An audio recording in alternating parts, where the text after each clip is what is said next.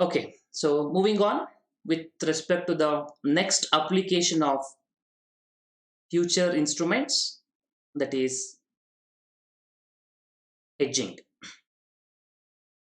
Hedging means risk management or risk minimization. You know that risk cannot be avoided, it can only be managed. You cannot avoid rain, you can use umbrella. You will always be worried about what happens to your family if you're not there. You can take life insurance. So risk is there, but you can do a coverage of risk. That's what is called as hedging. You people also do it, that when you do CA, what if CA does not do well? So you do BCom, so that if something is there as a security purpose, safety purpose, and that's what is called as hedging. Now, how we can do hedging in futures? Let's see. So basic meaning told you, it's covering the risk, and hedging does not mean making profits, does not mean making more profits. It only means your cash flow becomes as certain as possible. Uncertainty is removed. Notionally, loss can still be there. You're not maximizing profit, but you're removing the element of losses to the extent possible, minimizing loss. And elements are hedging item, hedging instrument. Hedging item means that creates risk, and hedging instrument means that minimizes the risk. There should be one instrument creating the risk, one instrument minimizing the risk. And this instrument, one of the instrument we are learning now, futures. So futures can be used as a hedging instrument to reduce, to manage risk. Now it can be done using futures, options, various derivative instruments. Here we are learning how to make use of futures for the purpose of hedging. Okay, now what are the instruments we are doing and how we are giving the effect? Pay attention here. Now, in general, in portfolio of shares,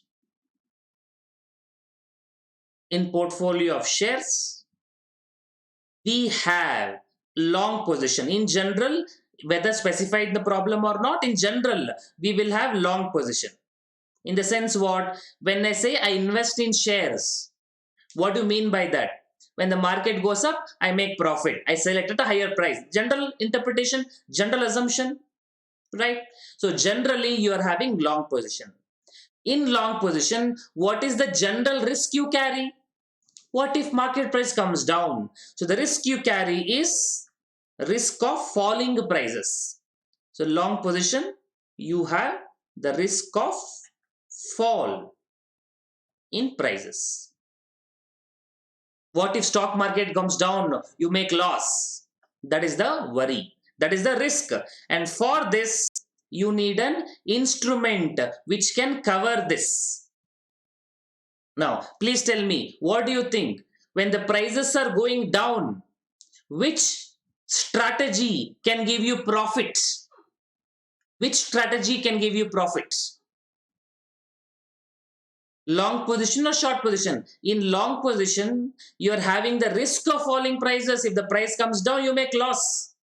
So, if you want to make profit when the market price is coming down, and that is going to be your short position. So if you want to make a profit in falling prices, you want to make a profit when the prices are down, you need to make profit, minimize this loss. Minimize this loss means you need to make profits in when the market prices are falling, when the price is down. Profit when price is down. Profit when the price is down. And which strategy gives you that? Is short position. So when you take a short position, even when the market price is down, you will make the profit. You will make the profit. Now, where do we take short position? We are learning futures as an instrument.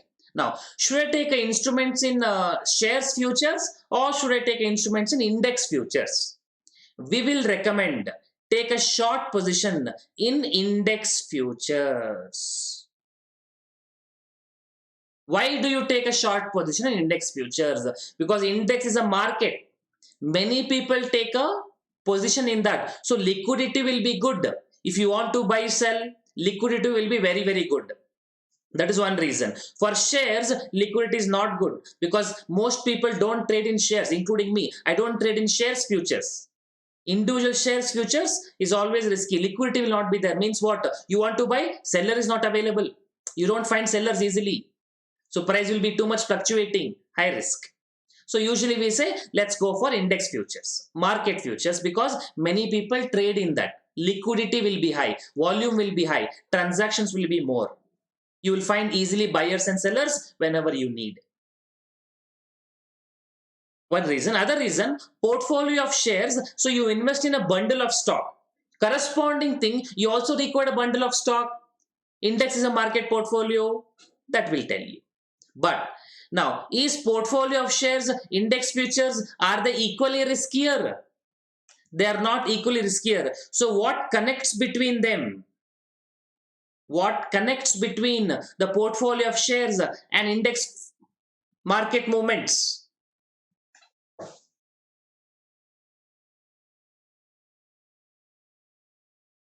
Any idea? What connects the risk of the market with risk of the portfolio or risk of the security? What connects is beta. What connects is beta. So taking the help of the beta, we can make sure that the risk of the two positions are same.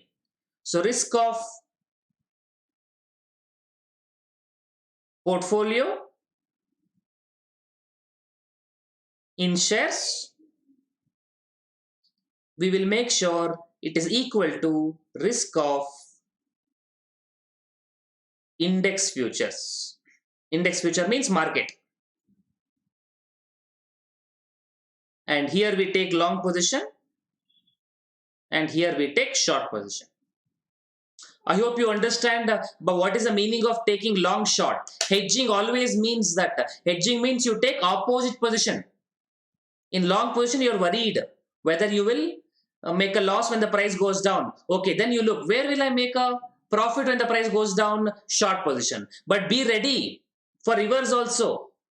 When the market price goes up, long position gives you profit, but short position gives you loss. So when you want to minimize your losses, to an extent profit also should be given up. So hedging will always have a cost. So hedging objective is not profit maximization. Hedging objective is only minimization of losses. In that process, cost also will be incurred. You have to give up some element of cost that you can't avoid. Because objective of hedging is not profit maximization, it is loss minimization. In that process, some element of profit also should be given away as a cost of hedging. Okay, this is like this. You are watching IPL, you want to have a bet. You are having like, let's say, you're having Mumbai Indians versus Chennai Super Kings. You say Mumbai Indians will win. You take a bet. After half a round, you doubt Mumbai Indians will win. So what do? You go to somebody else and say Chennai Super Kings will win. So what will happen then? One of the profits you will make, even if you lose in against Mumbai Indians part bet, you had a new bet in Chennai Super Kings. There you win. So your loss, what you have incurred, can be minimized. That's what is the process of long position in one, short position in another. You have an asset, right? You have an asset in portfolio. You have an asset in portfolio. So what do? You create a liability in index futures. That's what I mean by short position. So asset in one, liability in one, long in one, short in one. The price movements will give you opposite answer, 1 plus 1 minus. So loss will be minimized. That is the concept. Now formula wise, risk of portfolio in shares. Risk of portfolio in shares is, how do we calculate? Portfolio amount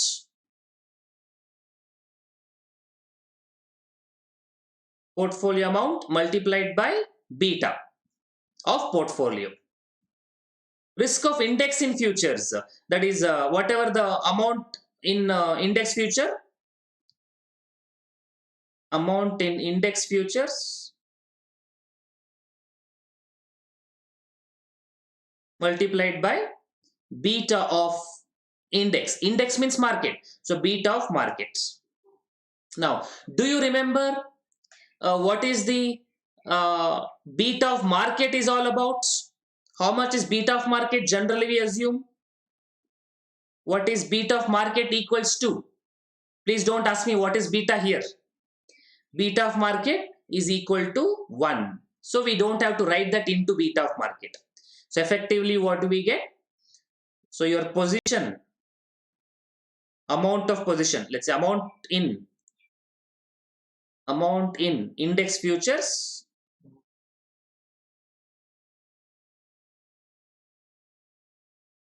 amount in index futures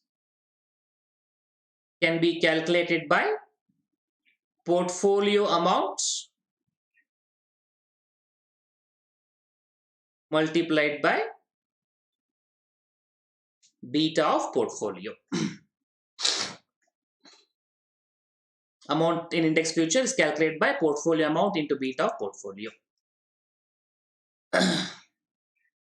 But can you enter into the index futures, or for that matter in the future, any number of value you want? You can't do it, because there is a system of lot size. So number of contracts you have to enter into, because in futures we always don't trade a number of shares, we trade a number of contracts. So number of contracts, I also mentioned this is short position, amount in index futures within brackets short position. So number of contracts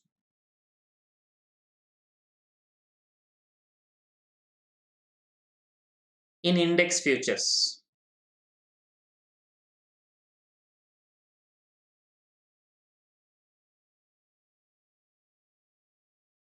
Again within brackets short position.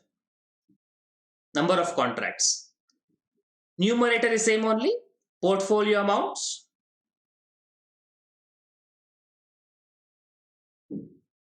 into beta of portfolio whole divided by. Now, number of contracts, how are you going to calculate? Amount divided by value of one contract.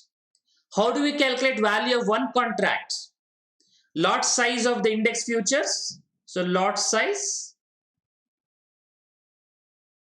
multiplied by index future price. Index future price. The price into lot size will give you value of one contract. Amount in numerator, denominator value of one contract will give you the number of contracts to be entered into. And remember, index future price, not value, not fair value. If price is not available, we'll assume value equal to price. But if when the question says actual future price, please take index future price. Please pay attention. Please highlight the word price, not the fair value, because we need actual price in the market. That's where we enter into. If price is not available, then you compute fair value. But preferably, it should be price.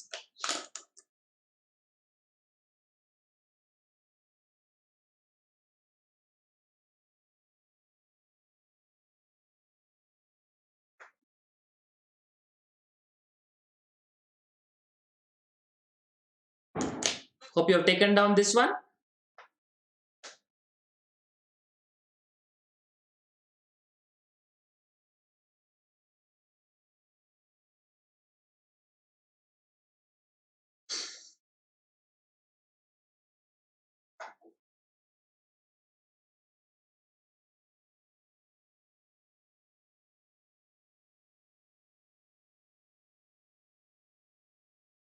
Okay.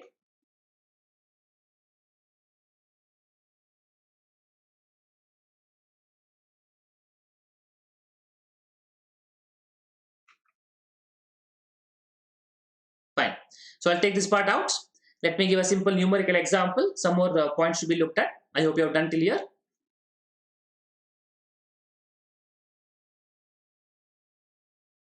Okay, let's take an example. Let's say your position today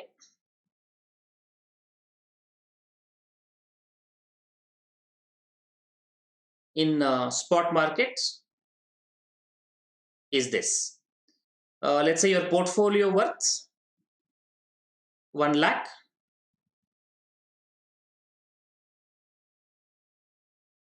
and beta of the portfolio is, let's say, 1.2. So what should be your position in future market now in the index futures? How much amount you have to take a position? In general, portfolio beta 1.2 means, please understand, it is long position. It is long position. So how much you should take a position now? As we just discussed, amount wise, don't worry about number of contracts. So amount in index futures equals, amount in index futures equals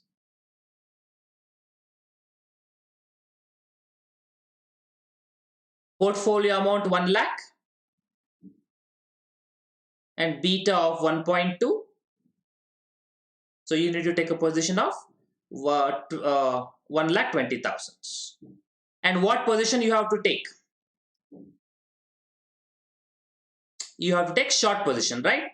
I hope you're able to understand why long in one, short in another. That is the concept of hedging. In long position, when market price down, you make a loss.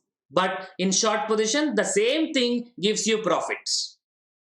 Therefore, you can take a opposite position, so the movements are opposites. That is the concept of hedging.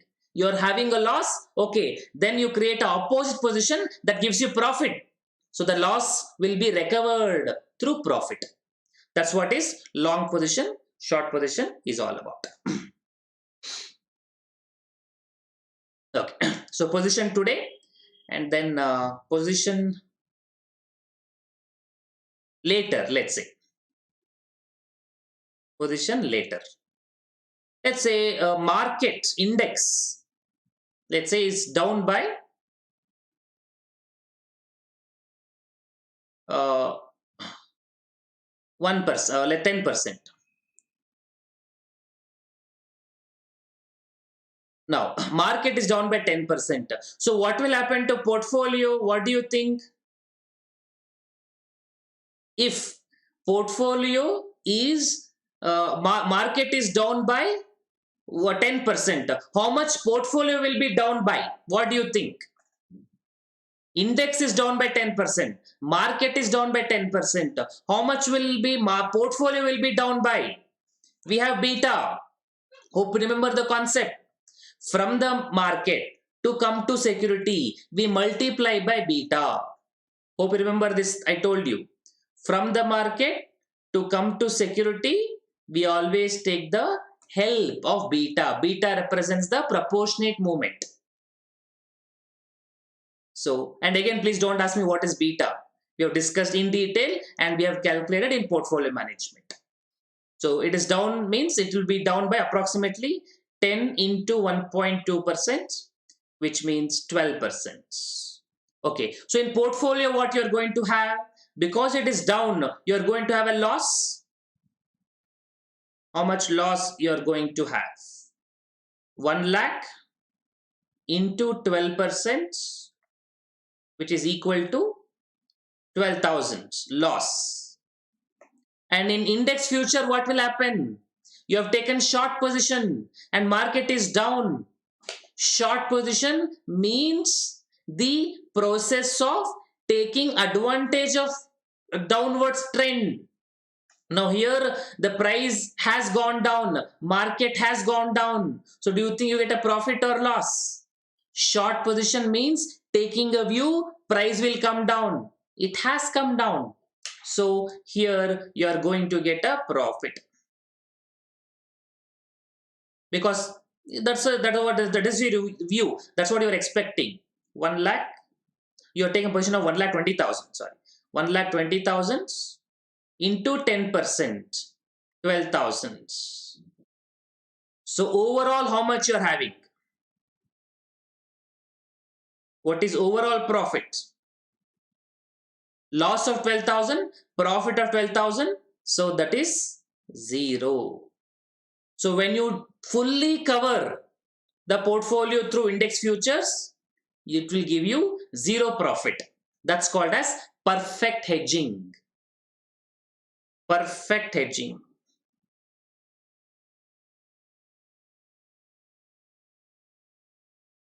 Perfect hedging makes portfolio riskless. Perfect hedging makes portfolio riskless. Means no profits, no loss. Or other one, or we can say portfolio beta, which was 1.2, became how much? When it is riskless portfolio, how much portfolio beta will be now? You see, whether market goes up or market comes down, you are not affected. So what has portfolio beta has become? Whether market portfolio goes up or market portfolio comes down, your profit is not affected. Your portfolio is unaffected. This is like risk-free portfolio, riskless portfolio. What is beta of a risk-free portfolio? 1. Beta of a risk-free portfolio is 1. Beta of market is 1. We just discussed 2 minutes back. Beta of market is 1. And now you're telling beta of risk-free is also 1. Which means market is risk-free. Beta of risk-free portfolio is 0. Now we made this a risk-free portfolio. Again, I think you need to seriously work on your revisions. You can't just forget everything. You can't take first in, first out so seriously. I learned that day only, I forget. You can't do it. You need to keep revising. And these are simple concepts. And these are not your law subject which changes frequently. These are fixed things. Once you learn, it remains with you forever. It does not change. Okay. So basically what we did, we made the portfolio beta to 0. But few question arises. How can you make 0 if it is riskless portfolio? I will invest in risk-free security only. Why will I come to this? Why you want to make portfolio risk free? No, nobody want to make portfolio risk free. This is hypothetical. If you make a full coverage, it becomes 0. If you make a full coverage, nobody will do full coverage. But if you want, this will be like this. See, this is our decision making points. See, in costing you learn break even point. What is break-even point? We tell this is the point at which profit equals to 0 or cost equal to sales. No profit, no loss. Break-even point. There you should not ask, if it is no profit, no loss, why should I do business? I'll sit at home only. No, that is a decision-making point. So for you to run the business, you should know what is your break-even point. So based on that, you can make strategies around it, build it. Similarly, nobody is going to do full coverage of the portfolio. If you do, it should become 0. That's what we are trying to tell. So perfect hedging makes portfolio riskless. Ideally, no profit, no loss. So portfolio beta from 1.2, it has become 0.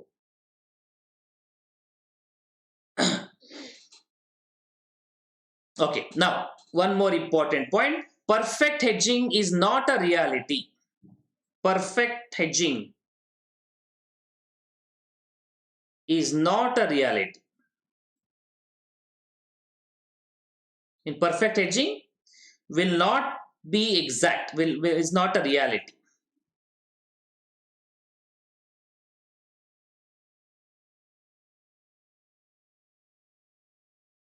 Perfect hedging is not a reality. Why? Broadly, 2 reasons I will say. First point, now when you want to take a position of 1,20,000, can you take exact 1,20,000 in index futures? There are limitations, right? What limitations? Limitations of lot size. Suppose one lot worth is 1 lakh. Now 1,20,000 can I make? I cannot do. Either 1 lakh I do or 2 lakh I do. 1 lakh means less coverage, 2 lakh means more coverage. So because of lot size. So what are the reasons? First reason, because of lot size. Because of lot size limitation. You cannot enter into how much ever you want. Lot size limitation.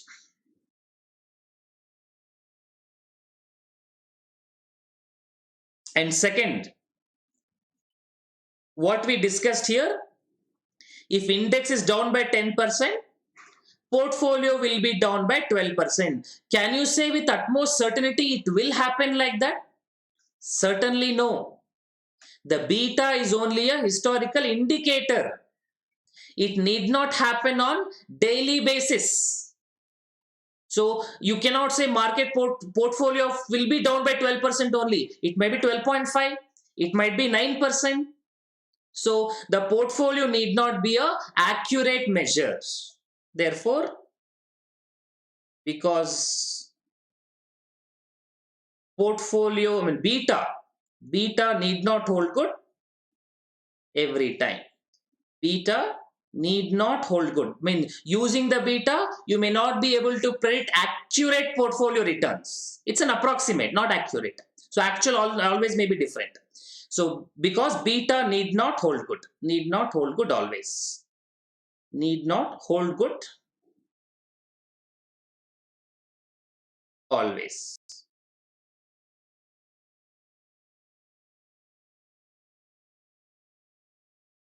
Lot size today will get changed in future. It can change, but until expiry it will not change. At least lot size is the number of units. It can change over a period of time, but there will be like minimum number of units. Lot size multiples.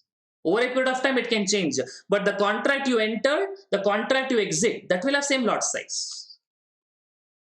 That will not change on daily basis. Over a period of time, depending on the price and the risk involved, the SEBI stock exchanges can decide.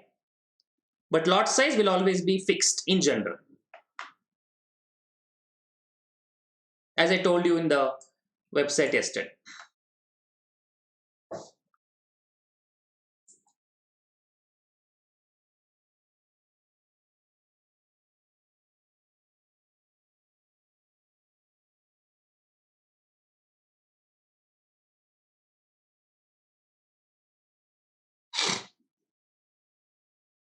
Okay, so for these two reasons, perfect hedging will not be achieved. For examination purpose, will achieve because everything will be perfect. But in reality, it may not be. Even in exam problems, also I've seen it need not be achieved. Lot size limitations is there. The beta need not hold good always. So for these two reasons, perfect hedging will not be achieved in reality.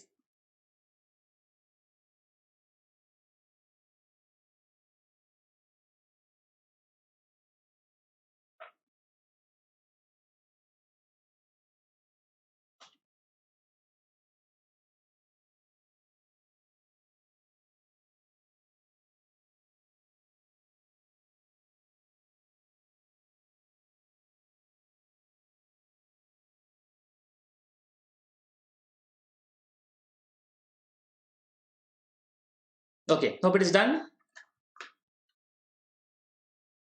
So practically, people really don't go for perfect hedging. It also involves a lot of cost. Entering into index futures will also have cost, like margin deposit and all you have to do. So people usually don't go for perfect hedging. What they do is called as partial hedging. That is, they don't want to cover fully, they cover partially. Let's look at the formula for that also.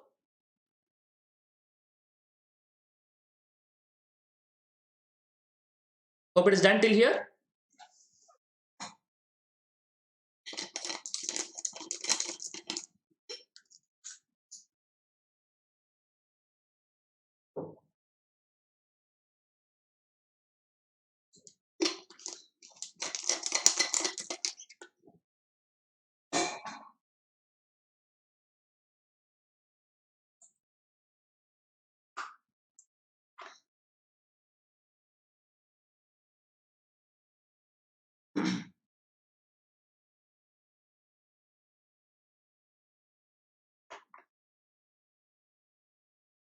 Okay, let's go further. Okay, so what we have done now, existing current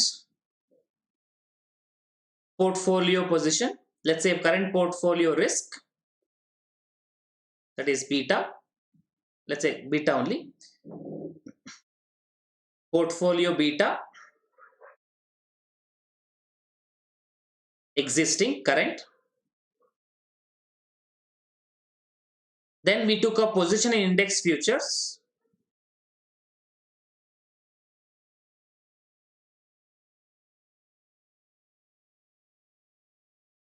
Then we have got the resultant beta, portfolio beta after the position. Portfolio beta revised,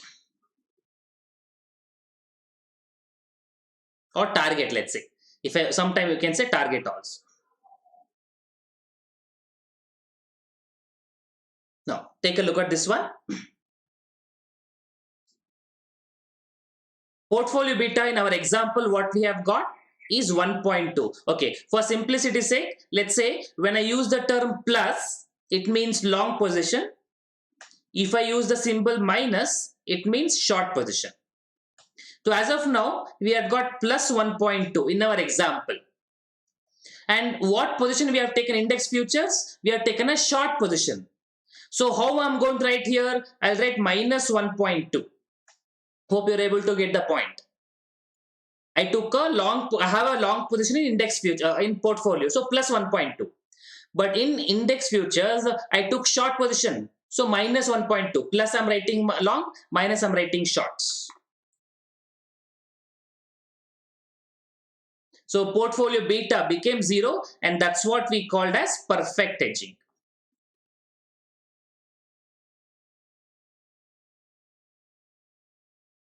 Now, if I want to do a partial hedging, that is, I don't want to cover fully. Let's say I cover only to the extent of 0.8.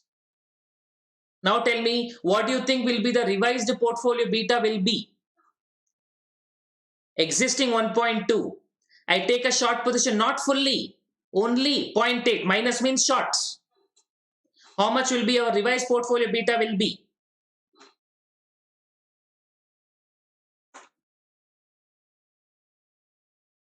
0.2. Okay, I think your calculator needs serious repair. 1.2 minus 0.8. So that gives you 0.4 plus 0.4. Means that it still continues to have some risk. This is called as partial hedging, where you don't cover fully, you cover only slightly. That's what we do practically also. Now suppose my existing is 1.2 and my target is, let's say, 0.5. How much should be my position in index futures? From 1.2, I want to make it till 0.5.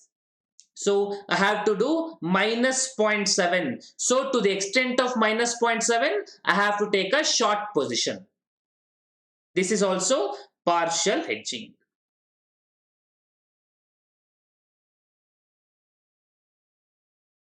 So basically, how are you able to calculate this minus 0.7? You did now just by looking at it. Mathematically, how you did? 0.5 minus 1.2 you did, right?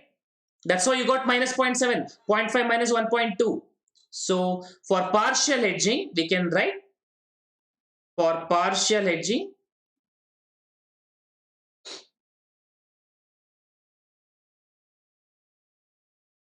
amount in index futures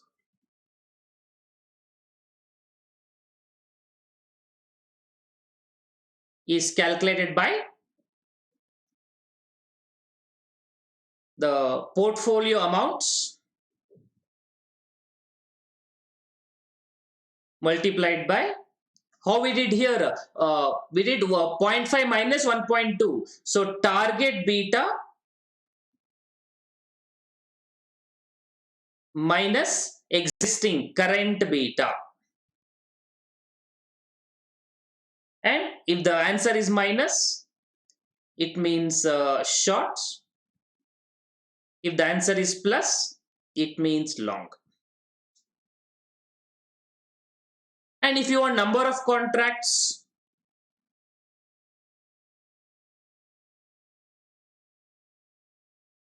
in index futures,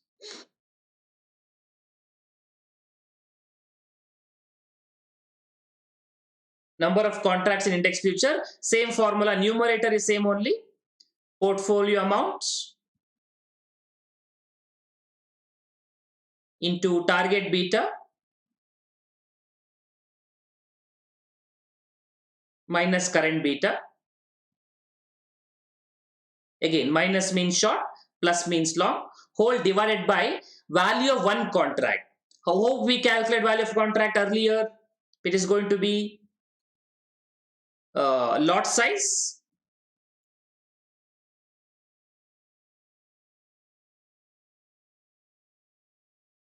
into index future price.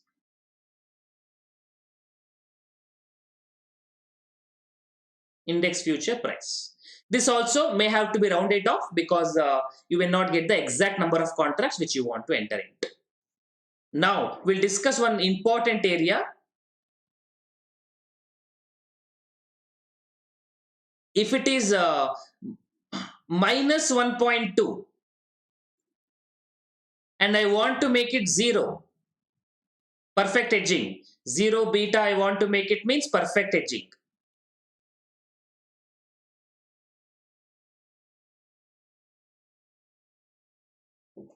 So what should be my position in index futures?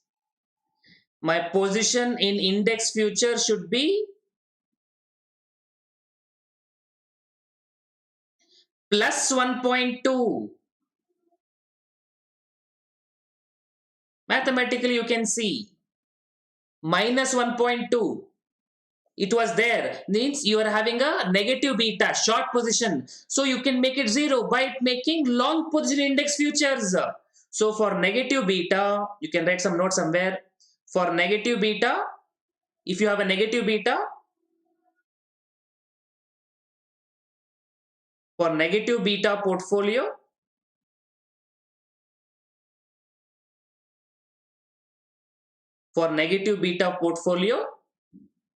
take long position in index futures. Take long position. Take long position in futures.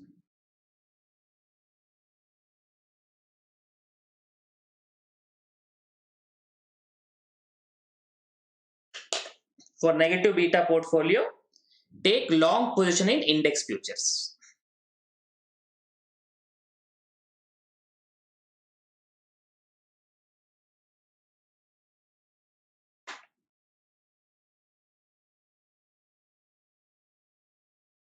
Index beta is not 1.2. Where I have taken index beta is 1.2. We have taken the amount of position index future such a way that it is 1.2 times your portfolio amount. It is 1.2 times your portfolio amount. Beta of index is not 1.2. This is the amount of position you are taking in the index futures. Amount of position. How many times your portfolio? This means 1.2 times your portfolio amount. 0.8 times your portfolio amount. 0.7 times your portfolio amount. So your existing portfolio beta is minus 1.2. You take 1.2 times. Market beta is anyway 1. So 1.2 times 1 means 1.2. So I've taken that 1.2 directly. Okay. Now, one more situation. This you please focus and tell me what do you think. My current beta is 1.2 and I want to make it till 1.5. My current beta is 1.2. I want to achieve 1.5. So what do you think? What should be the position? How much should be your exposure in index futures? It should be plus 0.3. plus 0.3. So the concept of index futures is not only used for minimizing the risk, it can also be used for increasing your risk. You can write down to increase the risk, to increase the risk, to increase the risk of the portfolio, to increase the risk of the portfolio. Extra long position can be taken in index futures. Extra long position can be taken in index futures. Extra long position can be taken in index futures.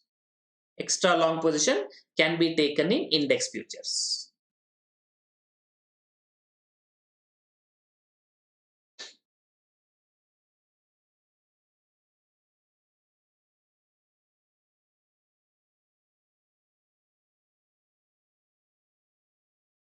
So when you have a negative beta and you take a long position index futures, okay, you will have lesser risk. But if you're having a positive beta and you take a position of long in index future, risk will further increase. So this way, this can be used for the purpose of risk management technique. And I don't know whether you remember, in portfolio management, we also discussed how else portfolio beta can be managed. Portfolio beta can be managed by increasing the risk, reducing the risk, by bringing something in. Remember that concept? Portfolio beta can be increased or decreased. In portfolio management, we discussed. You are having 4 security with so many weights. And by bringing some securities, you can increase the risk or you can reduce the risk. And they are simple concepts. It's not complicated ones I'm asking you. Anyway, it is by bringing in risk-free securities. You will have a portfolio with beta, with certain risk. You bring in risk-free securities, portfolio risk will reduce, portfolio beta will reduce. You borrow risk-free securities and invest further, your beta will increase, risk will increase. So there are 2 ways of managing portfolio beta. One, by bringing in index futures, like what we're discussing now. The other, by bringing in risk-free securities. So just keep it in mind. In exam, they can ask all of these things put together at one shot itself. Anyway, so these are the theoretical concepts related to the concept of hedging.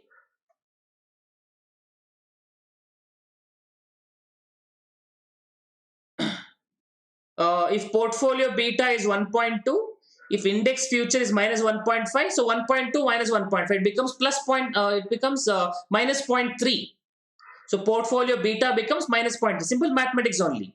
Whatever your position in portfolio beta plus the position in index futures, resulting is portfolio beta. Simple concept only.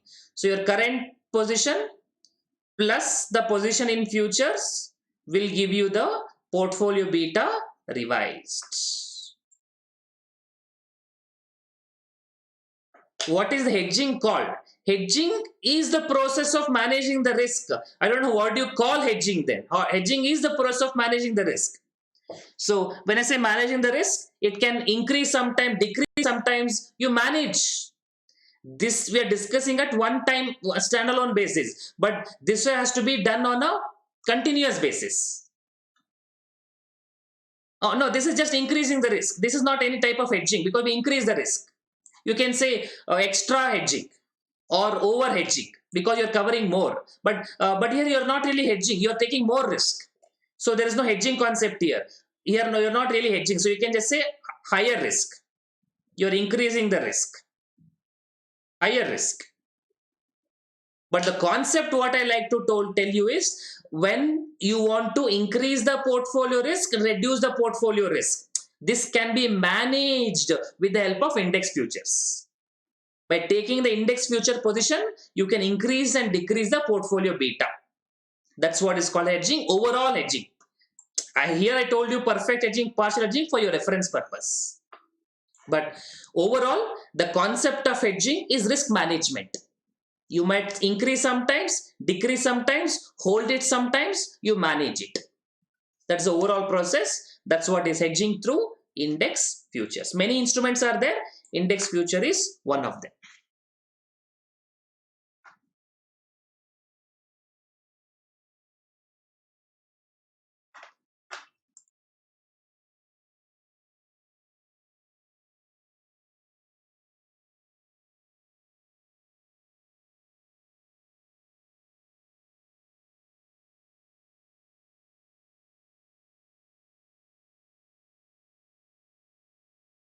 Okay. Hope it is fine.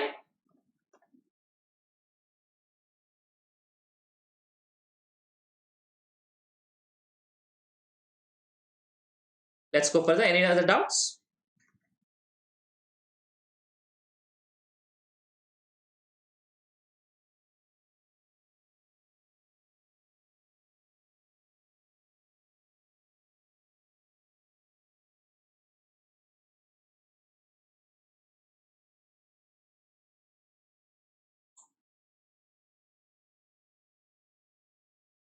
Typed slide. I have not typed anything, no?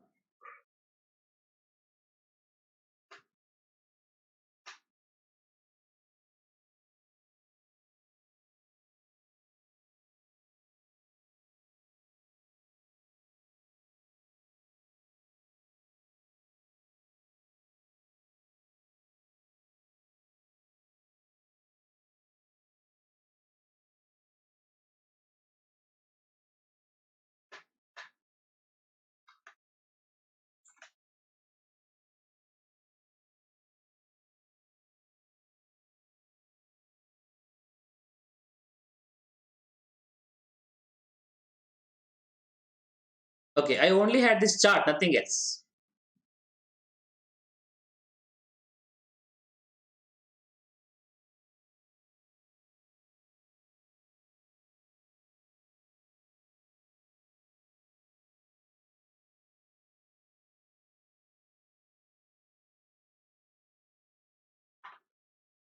Okay, hope it is done. Let's go further. Okay, so come to this problem. Miss K holds 10,000 shares of IBS Bank at 2738.7. When 1 month index future was trading at 6086, the share has a beta 1.2. How many index futures should be short to perfectly hedge position? A single index future consists of 50 indices. Single index future consists of 50 indices. This is lot size. This 50 is lot size. And 273 and this 6086 is the index future price. This is the index future price. A single index future consists of 50 indices. Justify your results in the following cases. When the index zooms by 1%, when the index plummets by 2%. Now, zooms means going up 1%. What do you mean by the word plummets? I know what you're thinking. I'm also thinking same way. That is, if one is increasing, other should be reducing. But honestly speaking, I really don't know the meaning of plummets. If they give you the word plummets English, I would not have told the answer. But one is zoom going up, so other one I will interpret it as coming down. That's how you can also interpret an exam. That's fine. But if you know the English plummets, very good. You have good knowledge of English, verbal. But what happens, the reason why I'm telling those things, because you read these things, how many index future should she short to perfectly hedge his position? I don't claim I know English too well. I know reasonable to manage the communication, only that much. But at least I know when you use the word she, the word should not be his. That much I know. It should be her. The reason why I'm explaining this, because in the exam also, you please don't try to show off too much of English. You know it. When you write audit paper, law paper and all, you write simple English, plain English. Some technical English words, you can use. Some English word, you would have learned some English movies somewhere, some English novel, somebody was speaking without knowing the meanings, just like that and all, you don't use. And in that process, these basic things will get screwed. Just be aware of it. So try to be as simple in presenting your answers. Don't try to do all these things. That's what happens. Anyway, this was institute questions. I kept as it is. I have not changed any things. Whatever institute has given, I used as it is. Okay. Fine. Let's follow in a tabular format. Let's show it. So today, later, two situations: index up by 1%, index down by 2%, spot market and index future market. In the tabular format, we can discuss.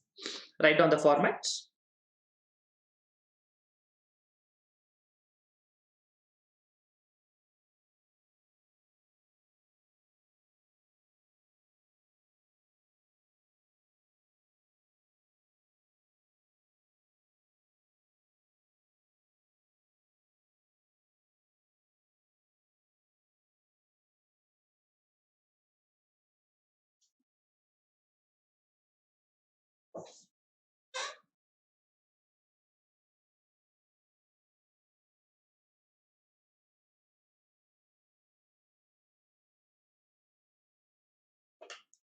Okay.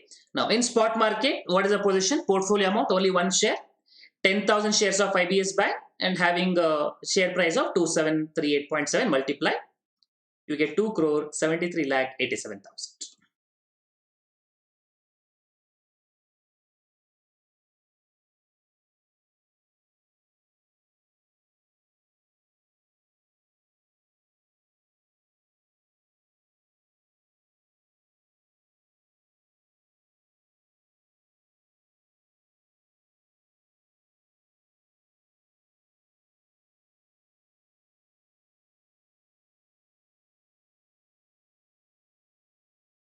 Okay.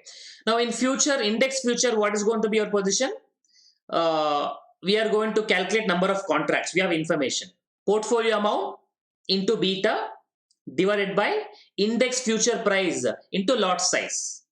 Portfolio amount 2.73 crores, beta 1.2 divided by lot size 50 units, index future price 6086. So you get 108 contracts.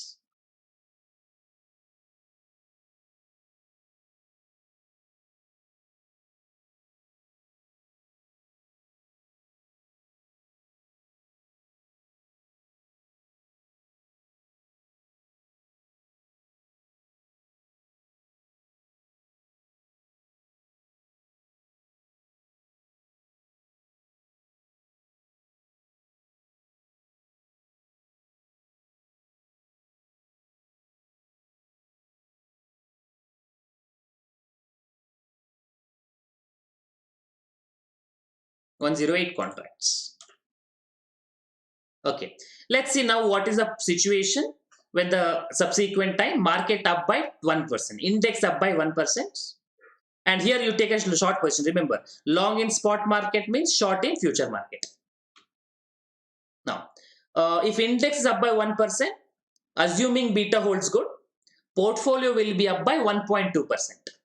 So from the market to come to the security or to come to the portfolio, we multiplied by beta. Markets into beta will give you security.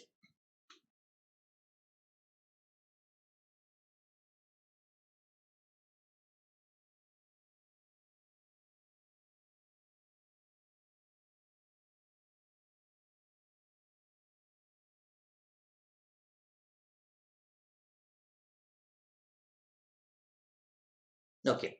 Now, so portfolio is up by 1%. So what will happen to portfolio amount? 2.73 crores into 1.2%, you make a profit. 3,28,644.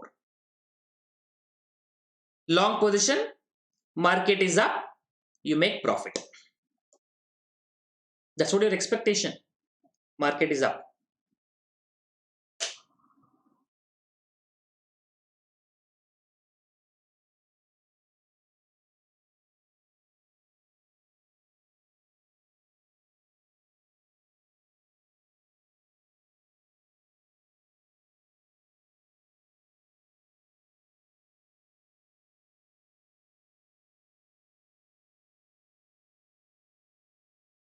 Okay. What will happen in future market? Market is up. You have taken short position. Short position is taking a view, price comes down. But it has gone up, went against your expectation. So it's going to be a loss. How much loss? Please focus on this calculation. You have entered into 108 contracts. Each contract containing 50 units. And each unit is worth 6086. Number of contracts into each contract containing so many units, and each unit is worth so much. So total this multiplication will be the value of the position in futures, and it is up by 1%. So 1% is going to be a loss. We can see overall you get zero profit. 328,644 loss, 328,644 profit, overall zero. Similarly, you try for this part. See, there also you get a exact zero.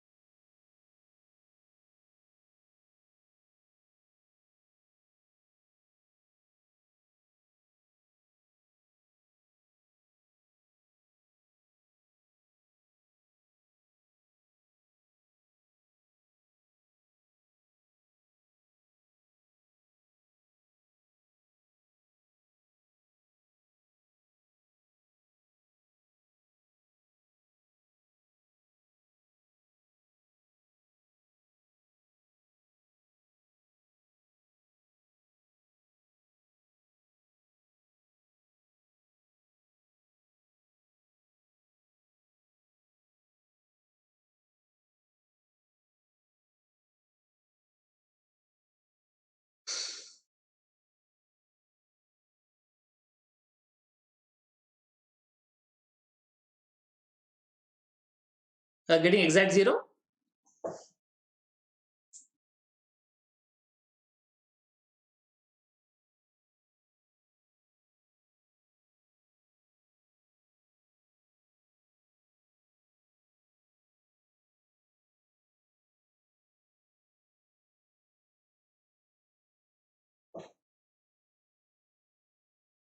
Okay, let me show it to you. Let's see if you're able to get it. If not, you can take it down. The if it is index is down by 2%, portfolio will be down by 1.2 times beta times. That is 1.2 into 2 is 4, 2.4%. Because market is down, in spot market you get a loss. Long position you are taken, so you get a loss. In long position, when the price is down, you make a loss. 2.73 crores into 2.4%, you make a loss. In future market, because market is down, you are taken short position. Short position means taking a view, price will come down. And market is down, you make a profit. 108 contracts into 50 units. Each unit is worth 6086. Percentage movement is 2%. You get 6,57,288. Perfect loss. Perfect zero. So how perfect hedging exactly zero is achieved? Beta holding good. They have not given what is the actual movement of the portfolio. We have calculated using beta, which need not be the reality. The reality may be deviation from what is estimated using beta. Beta is only a historical indicator. They are not a perfect indicators of what will happen in the market. Indicators are fine. Historical average, statistical parameter. but we are using that, no other information. And also 108 number of contracts you have got is perfectly rounded off number. It's not a perfect, no rounding off required. It's perfect number without decimals. So number of contracts did not require any rounding off. It was exact on dot 108. Had you got 108.12, then perfect zero would not have come. Some profit or some loss would have come. So everything fall in perfectly. So we got a perfect hedging. But it need not be exact zero every time. Keep that in mind. Any doubts? Shall we go further?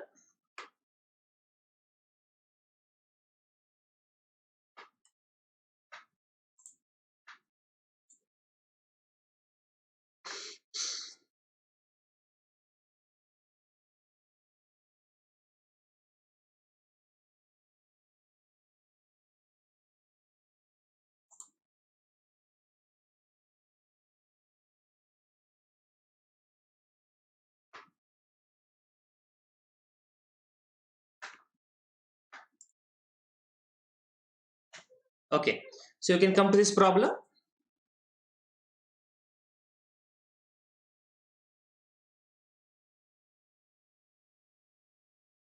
A rice trader has planned to sell 22,000 kgs of rice after 3 months from now. The price of rice is 60 per kg and 3 months future on the same trading at 59 per kg. Size of the contract is 1000 kg. The price is expected to fall as low as 56 per kg 3 months hence. What trader can do to mitigate its risk of reduced profit?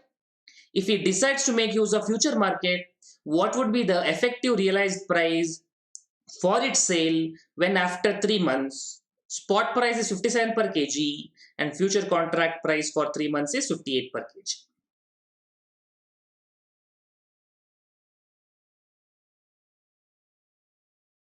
So the problem is about rice. So it is on commodity futures. Our process remains same. Instead of index future, we will talk about commodity futures. That's all. No change in our format and process. Okay. A rice trader is planning to sell. Planning to sell. So when your objective is to sell, objective is to sell after 3 months.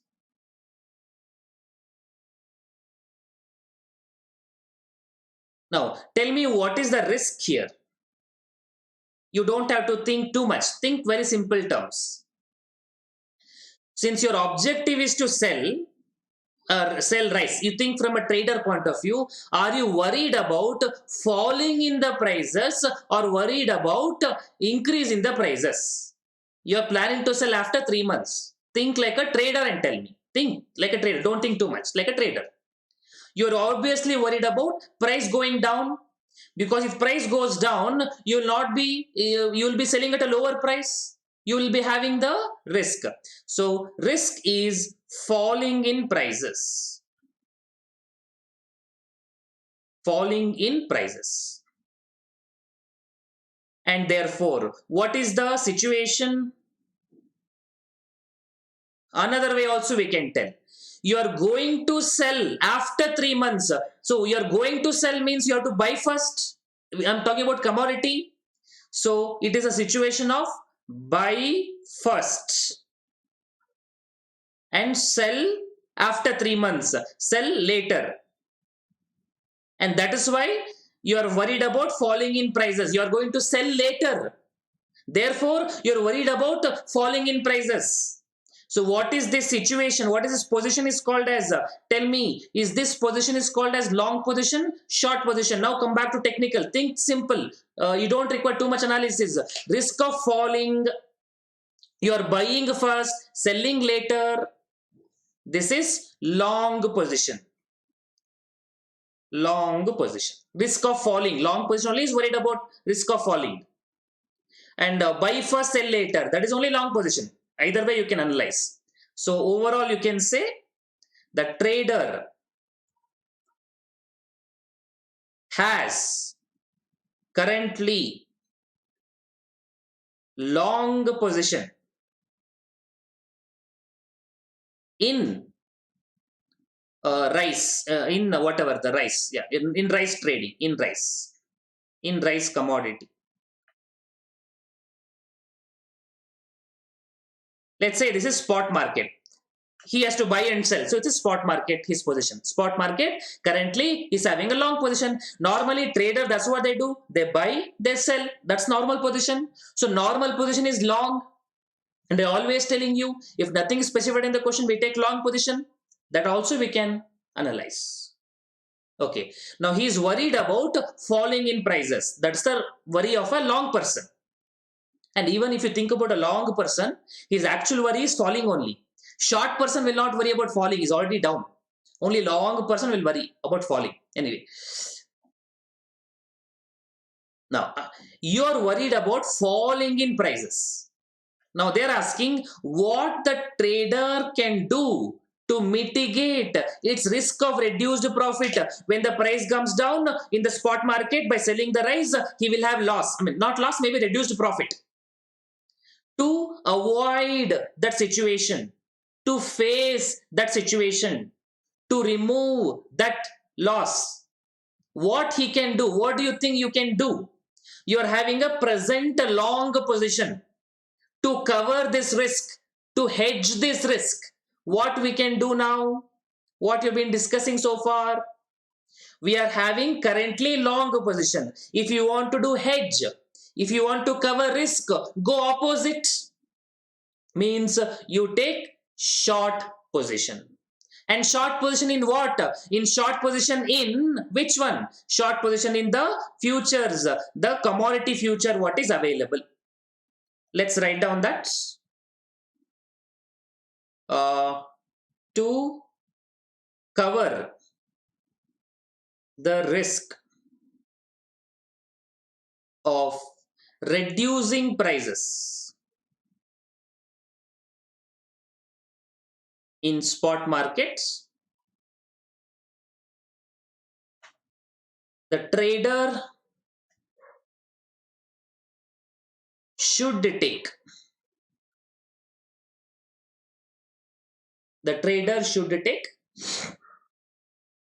short position. The trader should take short position in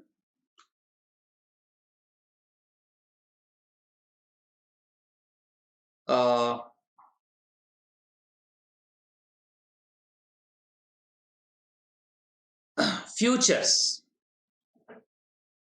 markets with underlying assets,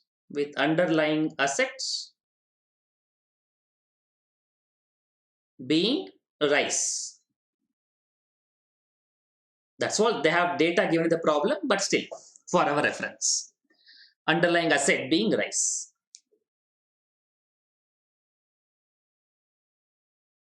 So the answer is you need to take a short position.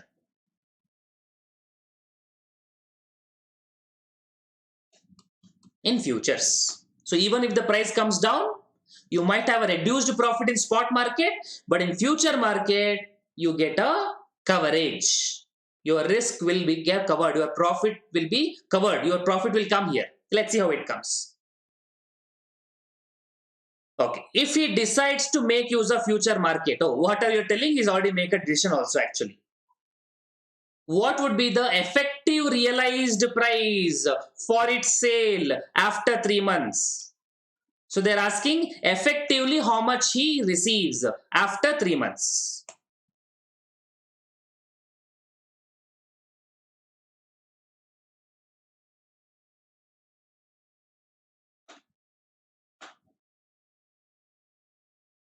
Okay. Now, what they're asking, effective realized yield price. Now, please tell me, after 3 months, let's see what is the sale price. Now, please look at this problem once more. He is planning to sell.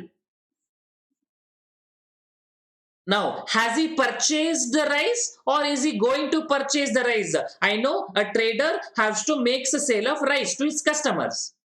He has to buy for sure. Now, has he bought already or is he going to buy? What do you think will be his purchase price?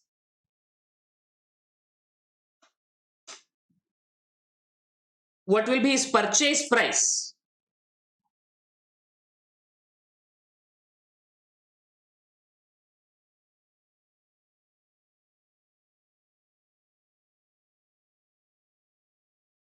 Okay, now purchase price is not given. He is planning to sell. He might have purchased already or he might purchase it 10 days later, 15 days later, we don't know. But definitely that information is not given. The spot price as on date is 60, 3 months future price on date 59, but does not mean he's purchasing at that price. Purchase price not given. And more interestingly, not required also. Why not required? Read the problem. Why not required?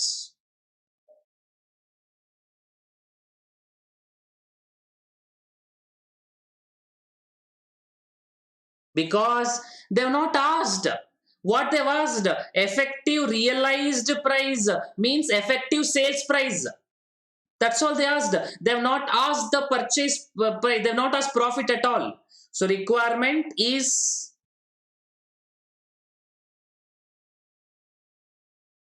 effective realized price, effective sales price, effective net proceeds. Let's say effective net sales proceeds, effective net sale proceeds, and not profit and not overall profit. So purchase price not given,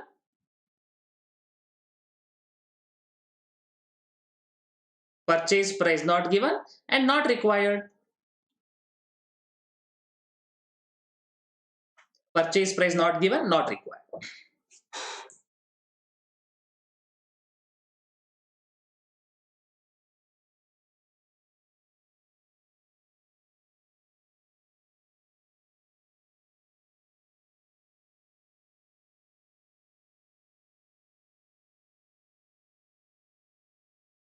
Okay. Now let's write in the similar format like the way we used to do. Like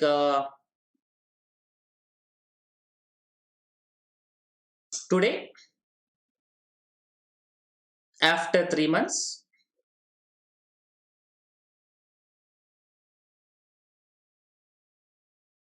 in spot markets, in future markets. In spot market, what we have to do? We have to buy, but the buy price, purchase price not given. So this is long position for sure. Long position on the commodity rice. But buy price not given. Not required also.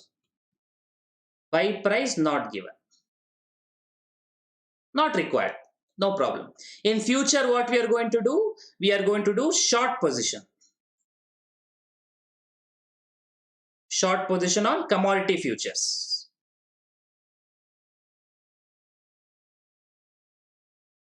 That is rice being commodity. Rice is the commodity. Commodity is rice. Okay. Now the advantage with this commodity is no worry about beta because we know how many kgs we are going to sell. Our quantity we know that much quantity you take in short position. Very simple. What is the quantity? Planning to sell 22,000 kgs. And what is the size of the contract? 1000 kg. We don't require a formula of beta and all. We can directly go for simple number of contracts is whatever the quantity to be covered, to be addressed, quantity is covered under a position divided by the lot size, basically quantity per order, quantity per contract. How many quantities we want to cover it? 22,000 kgs. And how many quantity per contract? Per contract? Contract size is 1000 kgs. 1000 kgs. So you have to cover 22 contracts. Here you don't have to worry about beta, gita and all. Very simple. You want 22,000 kgs, one contract 1000 kgs, enter into 22 contracts. So 22,000 fully covered. 22 into 1000, 22,000 fully covered. Okay. Now after 3 months, the buy price not given. No problem. We are not computing profit. At what price we are going to sell? We are going to sell in the spot market. Remember, sell in the spot market at what rates? After 3 months, what price we are going to sell? You see, information is here. After 3 months, information here. Spot price is 57 per kg. You are going to sell in the spot market. So you are going to sell in 57 per kg. Let's see how much you get at 57, and you are selling full quantity to 22,000 kgs. So 22,000 kgs into 57.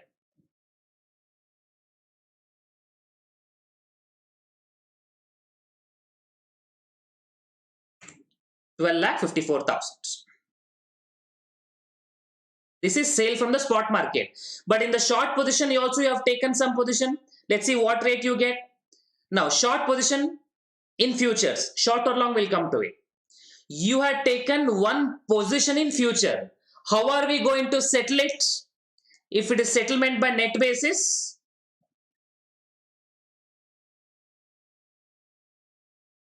we are selling in the spot market 22,000 kgs. 22,000 kgs, right? Why 2,200?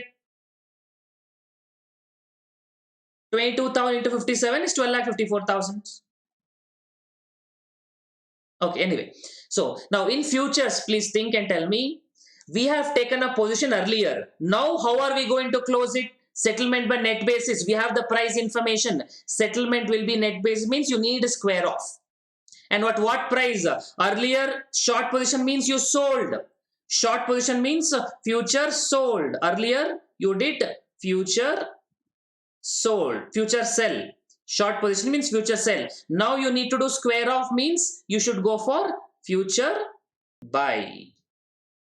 Future buy. At what price? The future price prevailing at this rate. What rate? The future price for 3 months at 58 per kg. This 59 was one price, 58 is another price. Back to basics. You don't buy at 59. When you enter into a position in the future, one price you lock it. Now we told short position means sell. So we are locking the sell price. Sell price is locked. Sell price is fixed. Sell price agreed at 59. But today, now we have to square it off. Square it off means I need another opposite price, which is 58. So it is going to be future buy at 58. Back to basics. In futures, one price is locked, another price is unknown. That will always be determined by the price prevailing at the time of exit. If they have not given that price, we assume on the expiry date, spot price market, spot price, future price, both are equal if not given. But here they have given after 3 months, at the time of expiry, spot price separately, future price separately. So the future price what you entered should be set off with future price.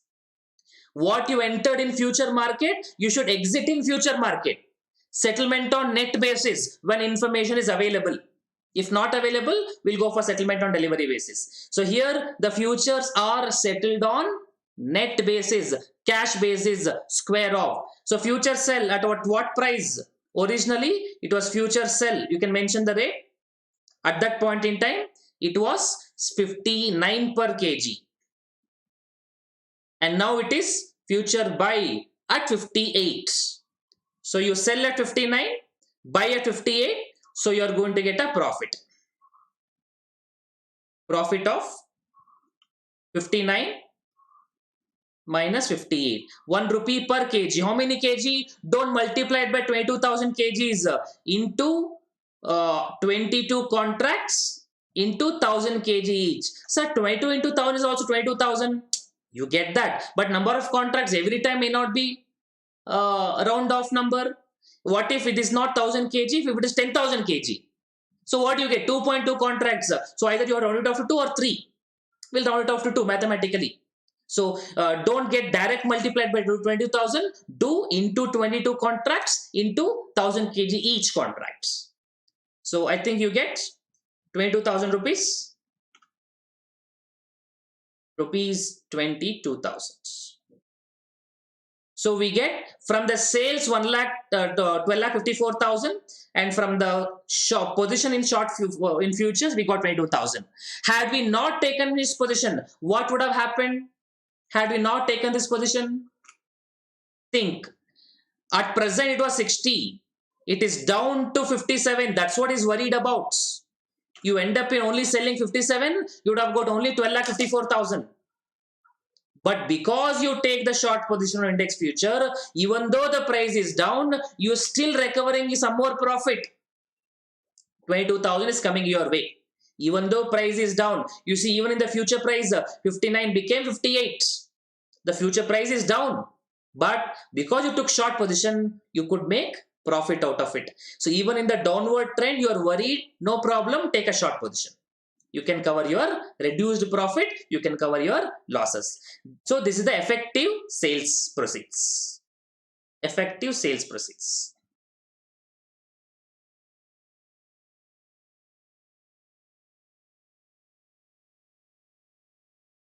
Effective sales proceeds is effective sales proceeds 12,54,000 plus 22,000. So how much is going to be 12 lakh? 76,000. But what they've asked in the question, they've asked effective realized price for sale. Effective realized price means we will have to express in per unit. Price we usually express in per unit basis. So effective sale price on a per unit basis. On per unit basis.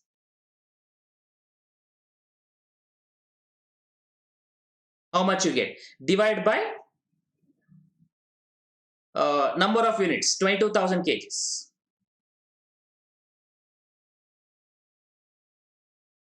12,76,000 divided by 22,000. You get 58. But actually that 58 could have been calculated even more faster. You know how you could have calculated? Effectively here you got 57 in spot market. And how much profit you got in future market? 59 you sold. 58 you purchased, 1 rupee profit. 57 in the spot market, 1 rupee in the future market. We got 58 rupees profit. But I did not want to do that way. Why? Because if there is a round of numbers in the number of contracts, this will not be exactly per unit basis, will not match. Some proportion will be plus or minus. So follow this process. Anyway, hope you have taken down. Let me know if you have any doubts.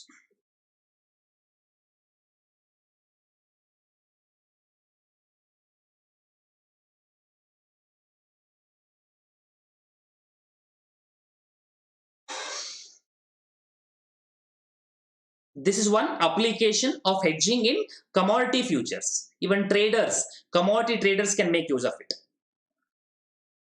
Even practically, can we trade commodity future? Yes, we have MCX, commodity exchange, which trades in commodity, gold future, silver futures, oil futures, commodity exchange. You can trade in future. You can trade in commodity futures. Stock exchanges are there. MCX is only for commodities. MCXC for commodities. X for exchange. Okay.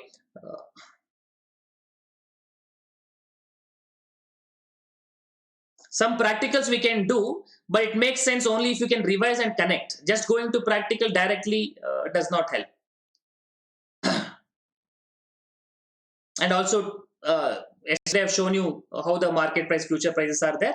Maybe when I go to options, I'll go to it once more to show you the option prices, option premiums. That I'll show it once more later. Okay, so we need to do some more problems on this. We'll do it subsequently. Okay, so come to this problem. X bought 5,000 shares of Italy Limited at rupees 200 on 29 September 2019. He wants to be covered till 31st December. Given the beta of shares 1.2, Nifty future currently trading at 1,200, compute the profit or loss under the following situations. Nifty raised to 1250 and stock to 230. Nifty down to 1150 and stock to 185. So in this problem, they have given the Nifty future currently trading at 1,200, but they're not given the lot size. Lot size not given. So we'll just take it as 1, or we'll compute number of units. We'll not compute number of contracts. We'll compute only number of units. So we'll have in the 2 column now thing. First date given 29 September and another date given 31st December. And position in spot market and position in future market. Spot market, what you're doing, 5,000 shares at 200 each. So 5,000 into 200, that comes to 10 lakh. And bought means that is long position. So in future market, what position we take? Short position. How much amount?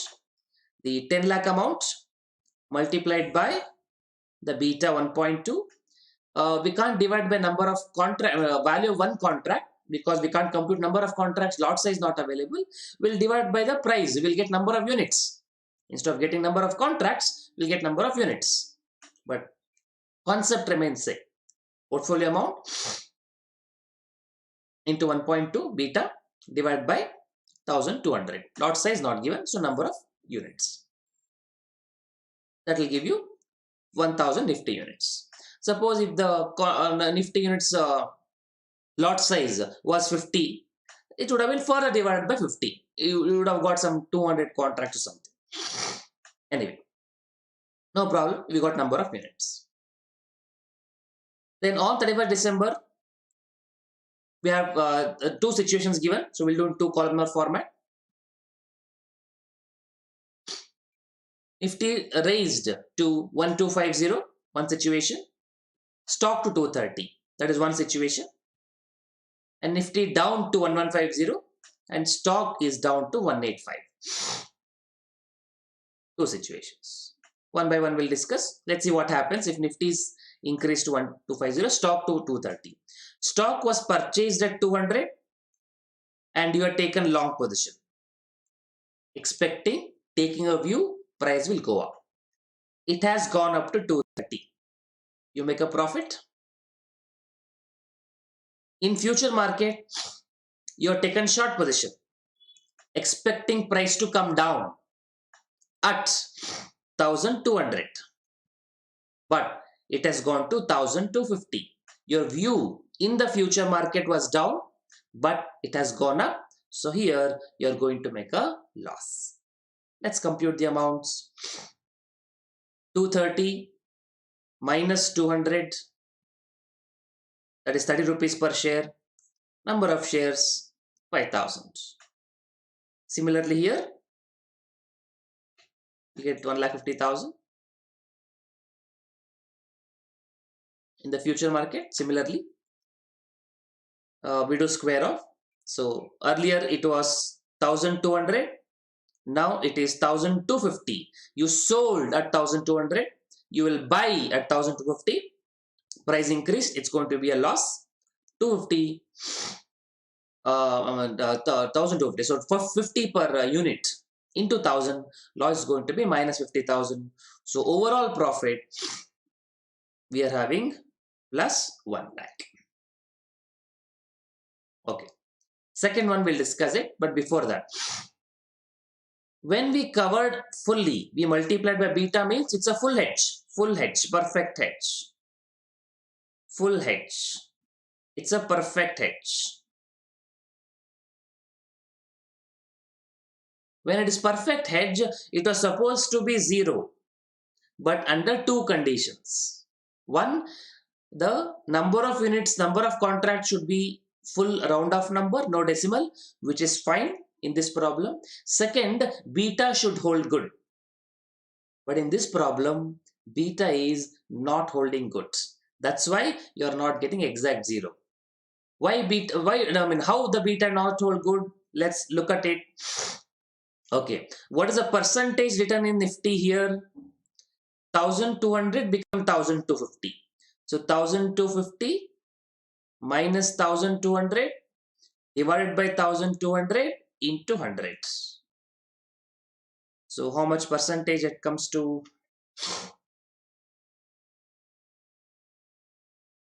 1250 minus 1200 divided by 1200 into 100. 4.166, 4.17%. Okay. Now similarly, if I do for stock, 200 has become 230. What would be the percentage? 230 minus 200 divided by 200 into 100.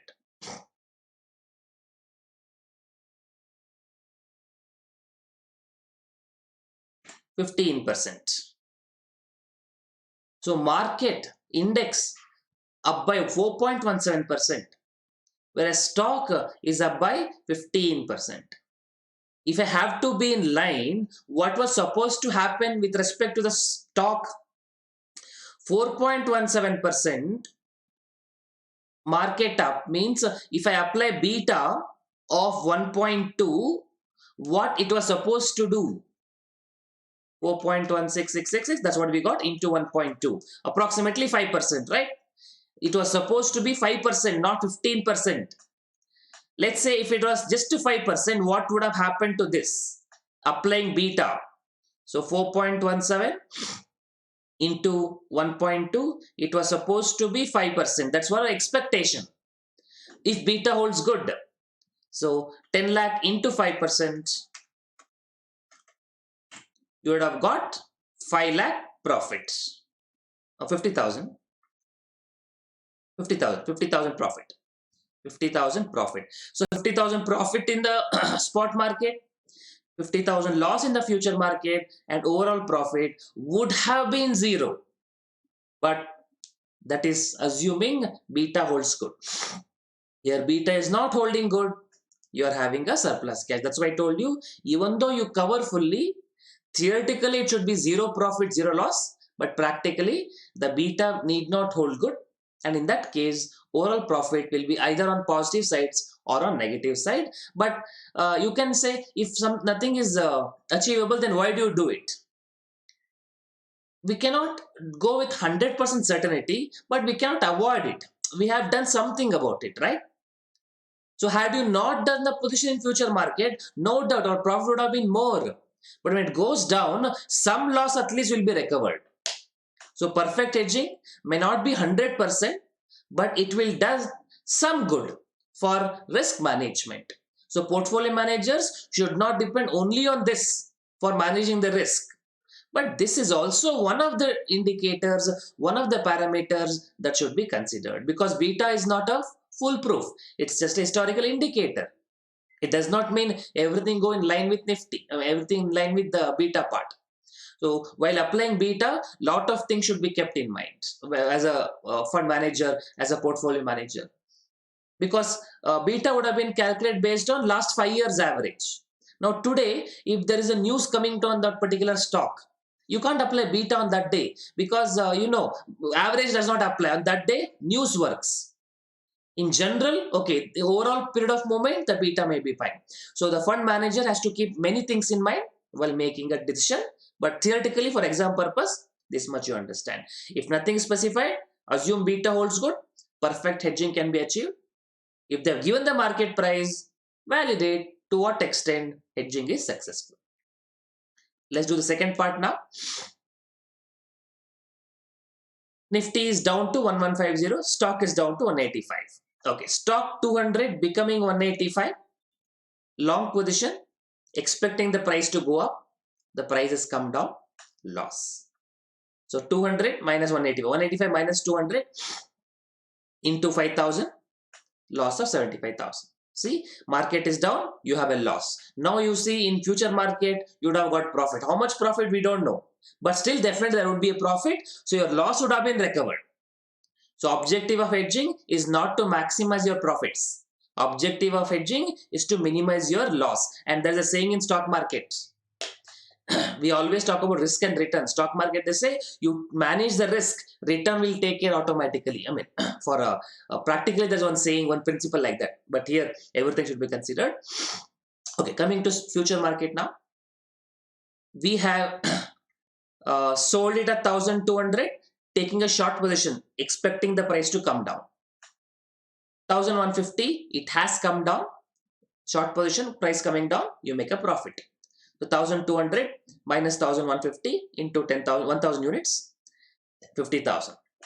Overall loss of 25,000. Overall loss is still there, but your loss of 75,000 at least minimized. If not full, at least your overall loss is minimized. Minus 75,000 was supposed to be the loss, and because in the future market you got a profit, you're having overall loss of only 25,000. To the extent of 50,000, the profit is minimized. Okay. So this is the validation, a proof that overall, like what we expect, overall will not be the perfect profit or perfect zero situation may not be achieved in reality. This is a proof of it. Please write down. Let me know if you have any doubts in this regards.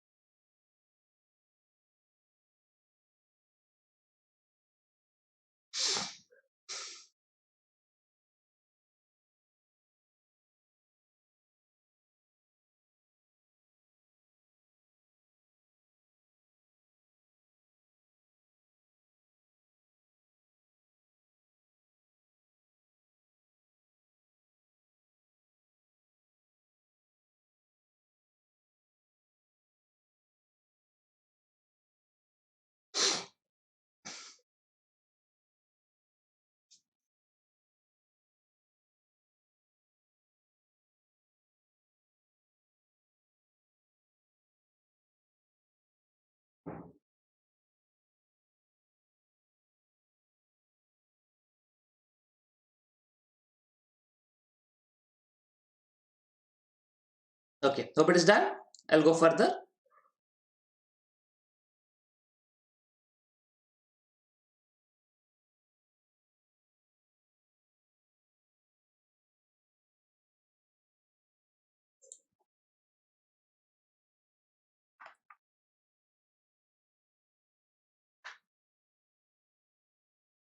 Okay, let's do this problem now.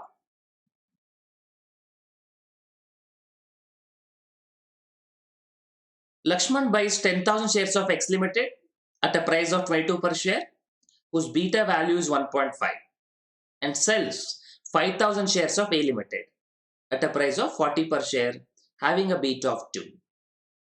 He obtains complete hedge by Nifty futures at 1,000 rupees each. He closes out his position at the closing price next day when the shares of X Limited dropped by 2%, share of A Limited appreciated by 3%, Nifty future dropped by 1.5%. What is the overall profit or loss to Ram? Let's calculate. Lakshman buys that problem. So we will have one column for today and next column next day.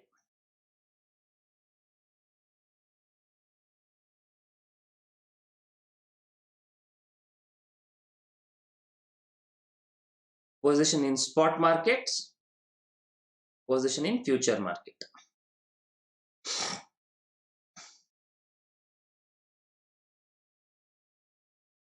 Now, in spot market, you are not having one thing. You are having X limited share and you are having A limited share. Two share are there. So let's do a first calculation of what is a portfolio position and what is a portfolio amount. Let's calculate that first. So let me just do that portfolio position calculation first. Then I'll fill up the same table. Portfolio position. So we are having two securities. Security X limited, A limited, number of shares, price per share, value of investment. Then we compute the weight proportionate because we need we compute the weight. Then we multiply it by beta. That's how the product will give you the portfolio beta. Hope you remember this format. Again, please don't tell me you're not in revision and all. If for this also you need revision, then there's no point in learning things earlier. You compute the weights, number of shares into price will give value of investment, value divided by the total will give you total investment, and that is weights, and weights into beta, the product will give you the portfolio beta. I hope this much you should know it. Number of shares, 10,000 shares, X limited. Price per share 22. Value of investment will be 2,20,000. Beta value is 1.5. Weight we don't know, will compute. A limited, number of shares 5,000. But he has shorted. So we can write the number of shares in negative column, short position. So the minus number I can write it. And price per share is 40. Minus 5,000 into 40 means minus 2 lakh. So total amount of investment becomes 2,20,000 minus 2 lakh. That is basically 20,000. So weight will be 2 lakh divided by 20,000, which is 11. And minus 2 lakh divided by 20,000 minus 10. You can see total of the weights will always be 1. And beta of this is 2. Let's multiply. 7 into 1.5 is 16.5.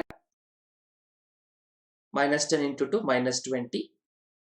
Net amount minus 3.5. So portfolio beta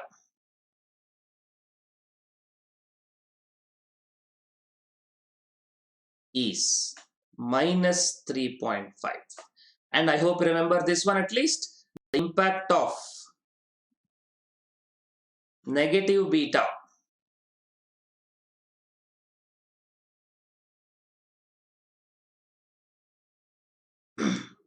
what is the impact of negative beta is going to be. Hope you remember the format I told you. If negative beta comes, current portfolio position, current portfolio, then the position in futures,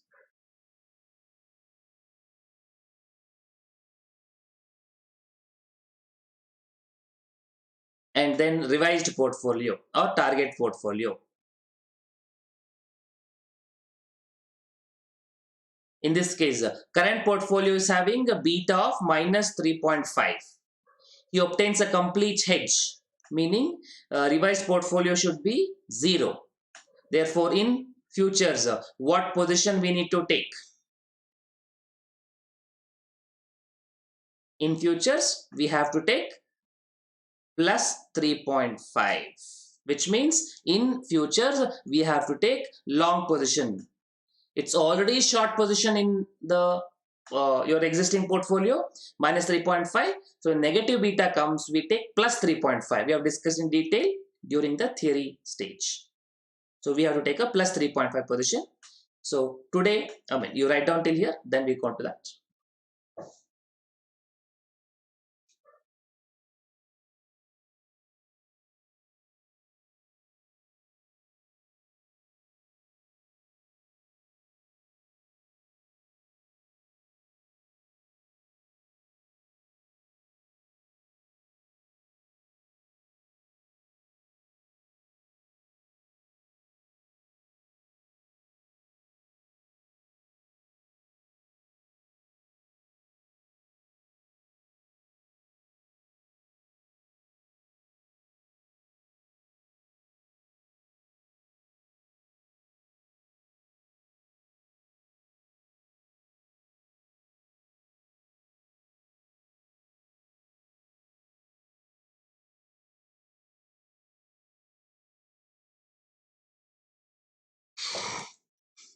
Okay.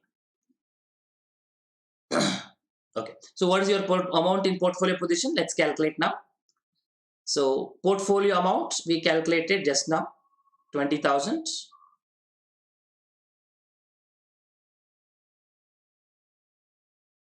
And amount in future position, they have not given the lot size. They have given Nifty future is trading at 1,000 each. So we can just say number of units, in Nifty, number of units, number of Nifties. Portfolio amount 20,000 into portfolio beta 3.5 divided by the Nifty futures 1,000. So you get 70 units. They're not giving lot size, 70 units. And as we just discussed, it is going to be long position. It's going to be long position. Why? Again, I repeat, this one star, this long position is because of negative beta.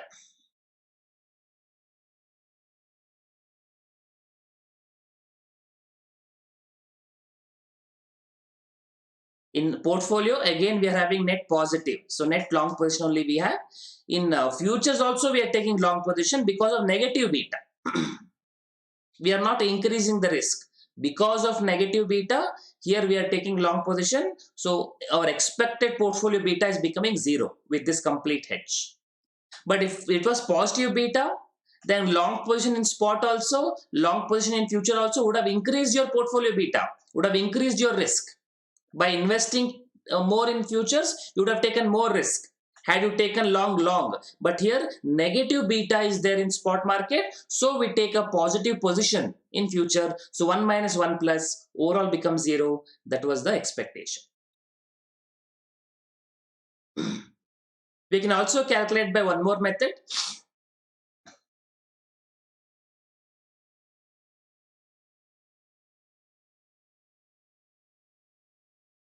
But I won't suggest that. This is sufficient. This is what Institute suggested. But I'll show you one more method also just for our reference, which seems to be more simpler. So it is good from understanding point of view. It gives more clarity for negative beta, but I would not recommend that method to present in exam. The ICM may not accept that. Okay, let me just tell you alternatively.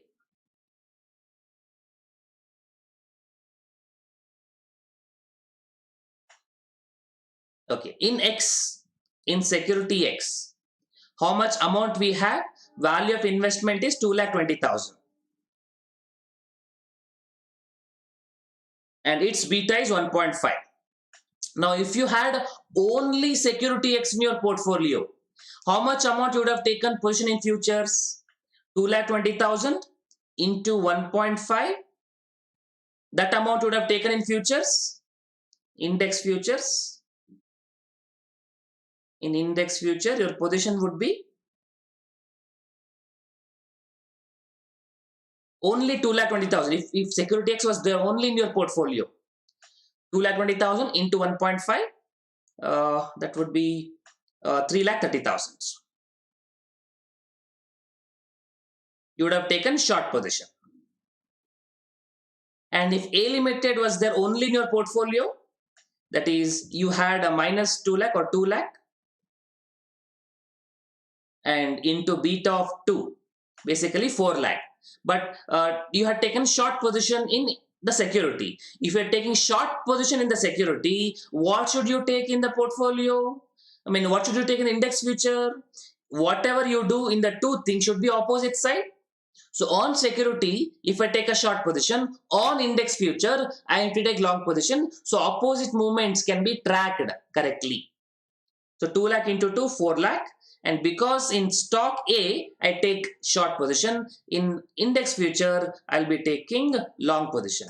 Now we have both here. So net 20,000 we have in security, 2 lakh 20 minus 2 lakh. And here we have 3 lakh 30 short position and 4 lakh long position. Net amount 70,000 long position was supposed to be taken in index future for perfect hedging. That's what also we got, 70,000. But I don't recommend this method. but this might be more convenient for you to understand the concept. For presenting the answer in exam, I would still recommend follow the format what they have suggested.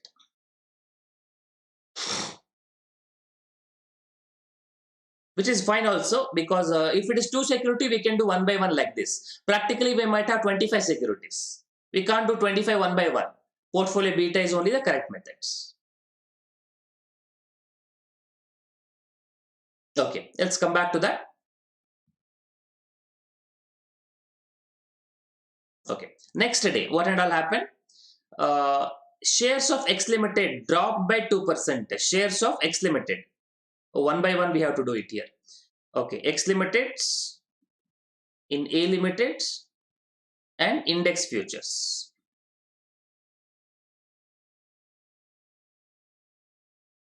In X Limited, we have a portfolio amount of 2 lakh, 2,20,000.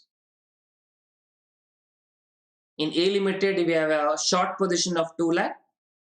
Index future, as we just discussed, we have 70 units into 1000. So 70,000 is the position here. Let's see what and all is going to happen. X Limited dropped by 2%, 2,20,000, 2% dropped. Is it going to be profit or loss? 2,20,000. On that, you had taken long position, right? X Limited, long position. Market is down, which is against your expectation. So it's going to be a loss. 2,20,000 into 2%, that is 4,400 is going to be loss. A Limited, 2 lakh. A Limited appreciate by 3% into 3%. Appreciated. Increased by 3%. But in A Limited, you took a short position. And you took a short position, taking a view, the price will come down. But the price has appreciated against your expectation, against your position. So it's going to be a loss again. 6,000 loss. For a short position, expectation is price coming down. But increased. Opposite happens. So it's going to be a loss. Now in index futures, 70,000 dropped by 1.5%. Divided by 1.5%. That is dropped down. You had taken long position. You have taken long position means you are expecting that the price would increase. You are taking a view, it will go up. It has come down. So again, it is an opposite of what your expectation. So 70,000 into 1.5, 1050. That is again loss. So overall loss 11,450. Overall loss 11,450. This is slightly interesting. We know hedging may not be perfect. Hedging may cover some area, hedging may not cover full area. All those things we know it. But here, hedging is increasing your loss. Index future was supposed to recover your loss. Now index future is contributing to your loss, not recovering, increasing the loss. This also may happen. Not because of negative beta. Don't think it's because of negative beta. Negative beta also you are supposed to reach a stage of zero profit, zero loss. If not, at least minimization of loss. But what really went wrong? Definitely something wrong. That is, two things were supposed to happen. That is, number of units, number of contracts should be rounded off number, which is what is having perfectly here. And another one should be the beta should hold good. So here the reason should be beta not holding good. Let's see. If beta holds good, what would have been the case? As I told you, only two reasons. Number of contracts not being rounded off, or the beta not holding good. One of the reasons should be the reason for not perfect hedging in practicality. We have written the note. So in this case, definitely it's because of the beta not holding good. Let's verify for our reference. Not uh, for examination. Okay. X Limited, okay, Nifty future dropped by 1.5%. Nifty future dropped by 1.5%. Then what is supposed to happen to X Limited? X Limited is having a beta of 2. If beta were to hold good, if beta were to hold good, X Limited would be down because positive beta would be down by 1.5 into 2, which means it was supposed to be down by 3%. And if it is down by 3%, what would have been your impact in X Limited? 2,20,000. If it was 3% change, 2,20,000 into 3%, it would be 6,600. No, 6,000.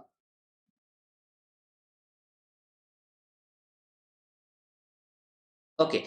2,20,000 into 3%. 2%. Yeah, 3%. If it was down by 3%. Sorry, not. I'm sorry. Beta is 2. No, I'm sorry. Sorry. Beta is 2. So Nifty is down by 1.5. 1.5 times 2 is 3. Okay, 3%.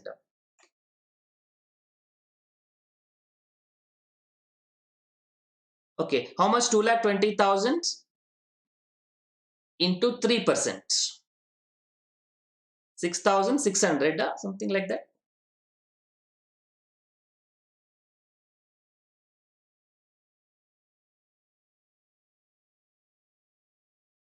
Okay. So it would have been 6,000. So not beta of 2, beta of 1.5, right? X limit is having a beta of 1.5. So 1.5 into 1.5. 1.5 is the beta, not 2. 2 is beta for A limited. For X limited, beta is 1.5. So 1.5 into 1.5 means it would have been 2.25%. It would have been 2.25%. So on 2,20,000, 2.25% means how much? On 2,20,000, 2.25%. 2,20,000, 2.25% would have been 4,950. Yes, 4,950. Okay, so there it was not in our expectations. It actually 4,400 loss only. Good. Okay, this is only for discussion purpose, not for examination purpose. Now A limited, A limited is what was supposed to happen? Why 1.5 into 1.5? If beta were to hold good, when we know market return, to come to security return, we have to multiply it by beta. How many times you have to discuss the same thing?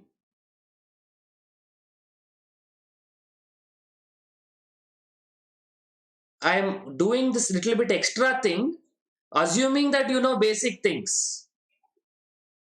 If basic things itself is questioned, I think I should not touch the extra thing to discuss. When market return is given, beta is given, security return is estimated by market return into security beta. That will give you expected security return. That is what we used for all the previous problems so far. Just because it is yesterday, you can't tell me it is everything is forgotten and you did not have time to revise. This was the basics. And what I'm trying to tell you is this was the expectation. But actually, it did not happen like this. Therefore, we are not getting the exact zero profit, zero loss. Our expectation was not coming true. I'm just trying to prove if the expectation was coming true, it would have been zero. I'm just trying to show you that. The difference between the expectation and the reality, how it works. Okay. So it would have been down by 2.25% if it was beta holding good as per our expectations. That is regarding X limited. Now regarding A limited, do you think beta holding good or not holding good? A limited is having a beta of 2. Market is changed by 1.5%. Market is changing by 1.5%. Security is having a beta of 2. If beta was to hold good, what do you think would be the expected return of A limiteds? Market return multiplied by beta. Market return 1.5, beta is 2, so it should be 3%. So can we say for A limited, beta holds good as per our expectation? It is not holding good. The reason is positive beta means it was supposed to move in same direction. Please don't mix it with long position, short position. That will come to later when we come to profit or loss. Here we are discussing about what would be the movement of the security only. Let's stick to that. Position in long short will come to it later. I'm only discussing what should have happened to the security A movement. What position you take is left to you. That is secondary. As per beta is 2. You take short position, you secondary. That you don't mix it.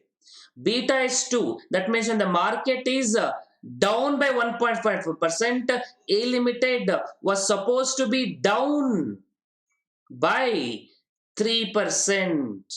A limited was supposed to be down by 3%, but as against that, it appreciated by 3%. This is where things have gone wrong completely or completely against our expectation. So if it was down by 3%, what would have been position on security A in our portfolio? We had taken short position, security down. That's what your expectation when it going short, it is down, and this would have been a profit, 6,000 profit. So 6,000 profit, 4950 loss, 1050 loss, it would have been 11,450. So what really did not work in our, overall loss would have been 0, right? Overall loss would have been 0 because 4950 loss, 6,000 profit, 1,050 loss, overall would have been 0. When if beta hold good. So among these three, which was the real culprit? Which against our expectation. So when portfolio manager cannot be always right. Portfolio manager should also analyze where he has gone wrong. He has to do analysis. He cannot just blindly take, okay, I am wrong, I'll go further. No, that's not like that. You have to analyze. He has to analyze which view has gone wrong. What is the reason behind it? What should have been done to improve it? The analysis required. So here it was security A which did not go against our expectation. It did not go in line expectation. In fact, it went completely opposite. So we have to analyze why in security A it was against. It was supposed to be down by 3%, as the beta suggested. It was up by 3%.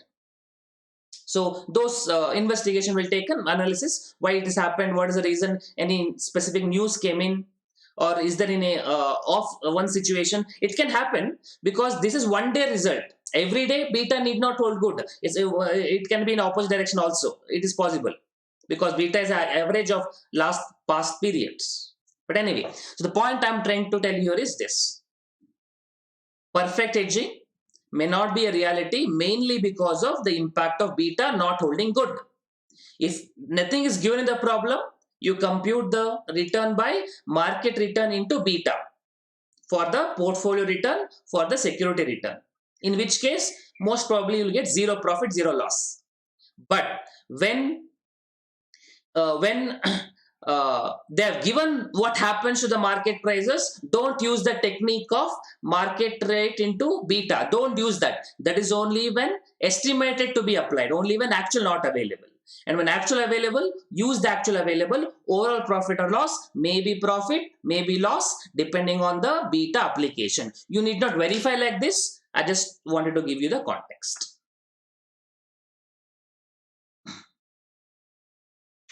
No, portfolio match did not take your class. he incorrect value. He did not calculate incorrect value. This is not the beta calculated by him. In market, so many people will already calculate and given to you. That need not hold good. Beta is a historical indicator. That need not hold good, and nobody can be perfectly right. I know you're telling in a lighter way, but I'm telling you the fact. Nobody can claim 100%, So I'm teaching SFM. Does it mean that every stock trade I do, I'm going to get profit? Definitely no. I make losses. It's because not going wrong. It's going, expectations were different. There's a difference in your accounting estimate versus accounting errors. These are not errors. So it's not incorrect. It's a estimation difference. But there are reasons for estimation difference. We analyze. So we'll try to be more closer towards the actuals as we go forward.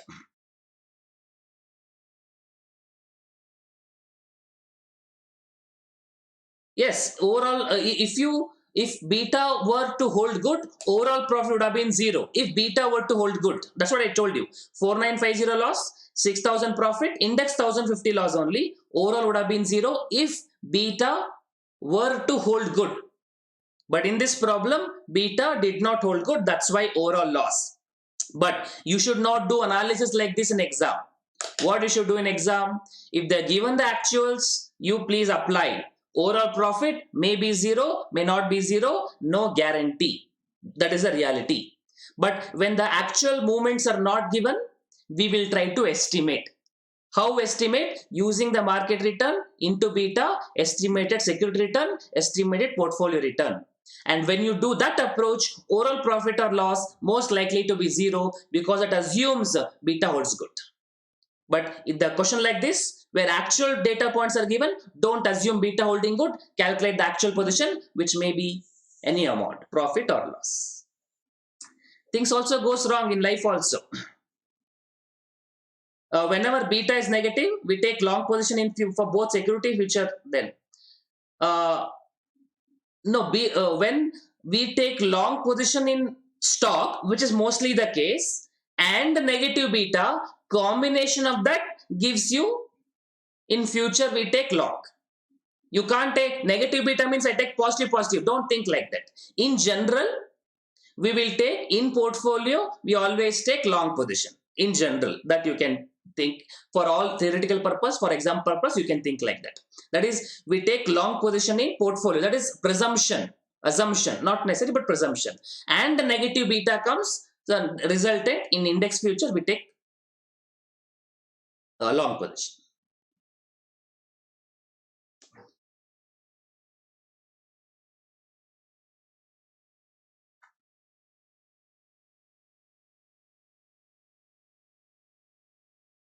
I'm giving one more question. Overall, we are taking overall long position portfolio.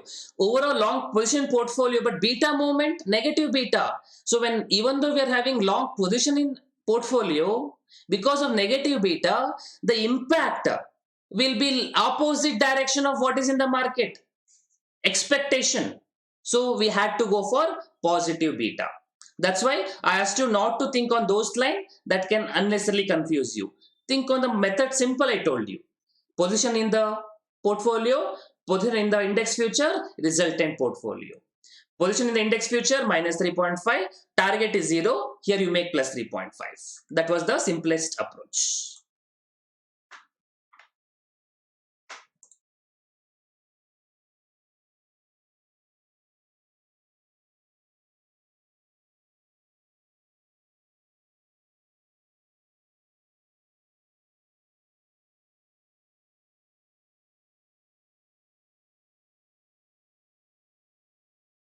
Okay, let's go further.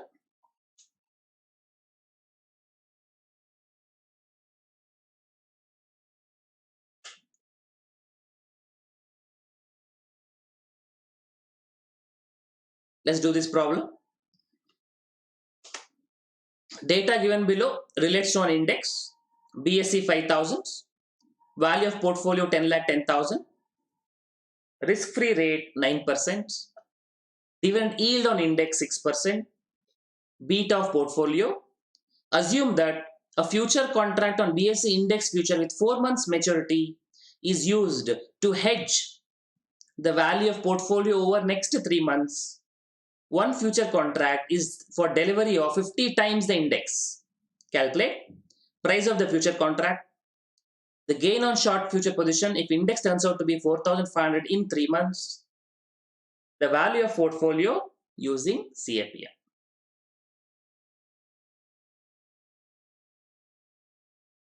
Please read this problem once more.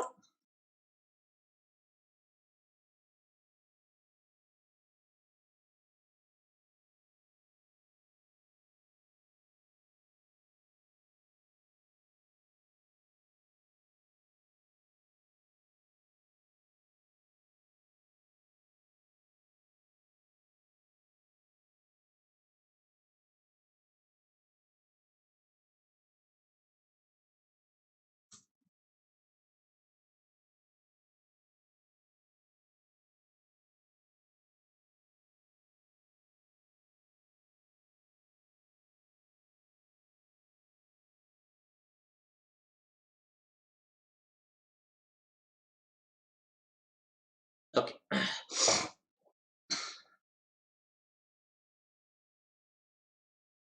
First, they said calculate the price of the future contracts. Now, when they say calculate price of the future contracts, can we calculate the price of the future contracts?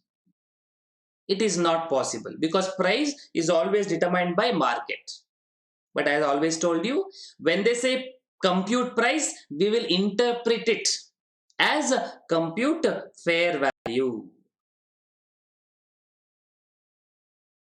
Fair value, fair value of futures. Those they said price will understand as fair value, and when nothing is given, we'll assume value equal to price. You should know these kind of interpretation in examination conditions. Data given below relates to an index. BSE 5000. Actually, they should not tell BSE 5000. BSE is not an index name. BSE is a stock exchange. But anyway, let's interpret, BSE index only will interpret it. So when they tell BSE, it's a stock exchange. They have given some name. But anyway, so 5000 is the spot index.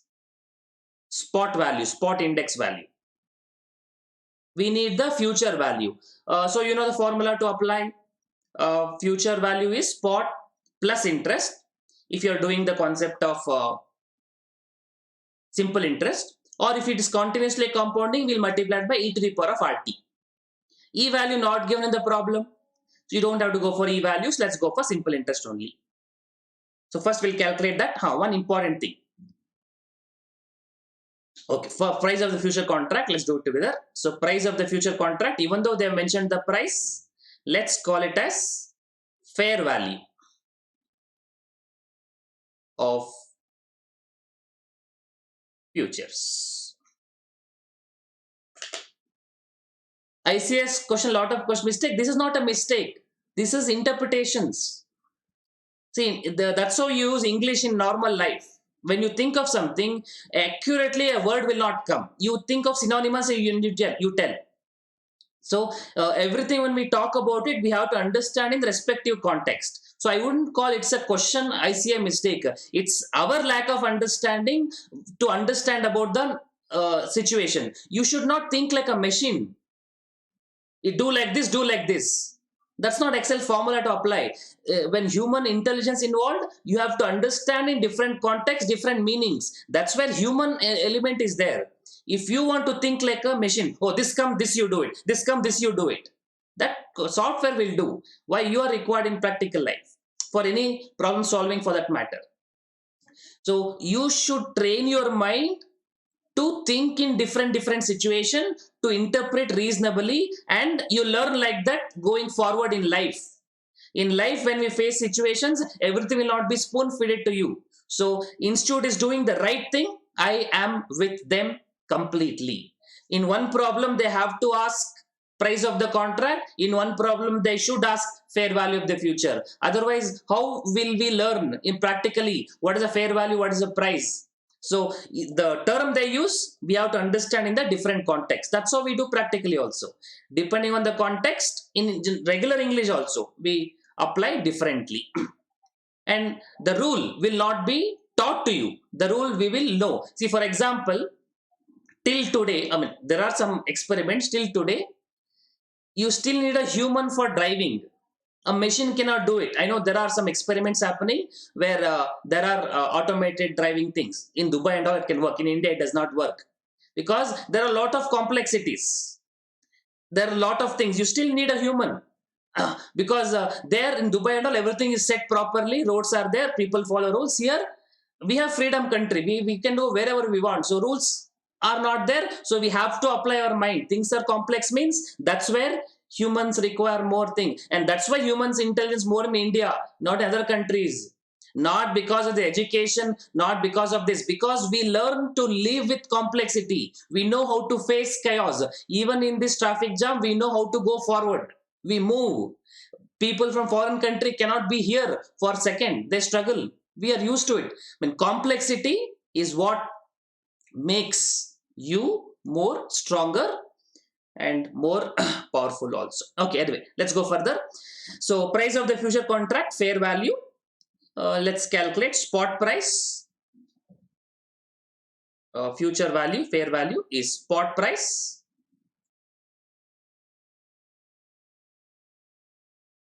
plus yeah, we are best in the world, but my point is we could have been even more better, which is what we are not doing. We are equipped, we have resources, we have every economic characteristics in our favor, everything is fine, nature is in with us, but somehow we don't reach our potential. We are always occupied on things which does not matter. So that's why India is still a growing country, but we have more potential. That's what I believe.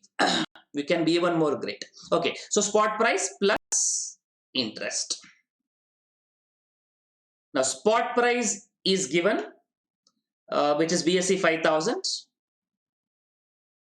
Interest 5000.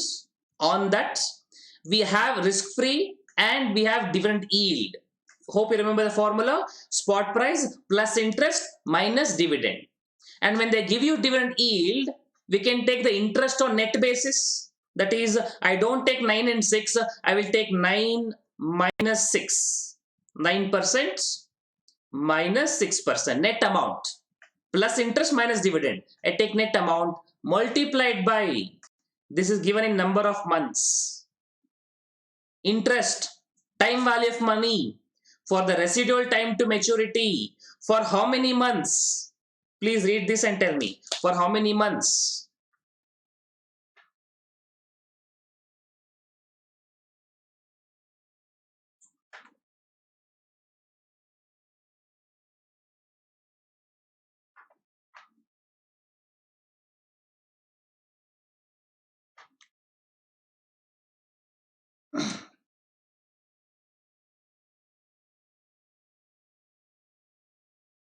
Some of you are telling 3 months, some of you are telling 4 months.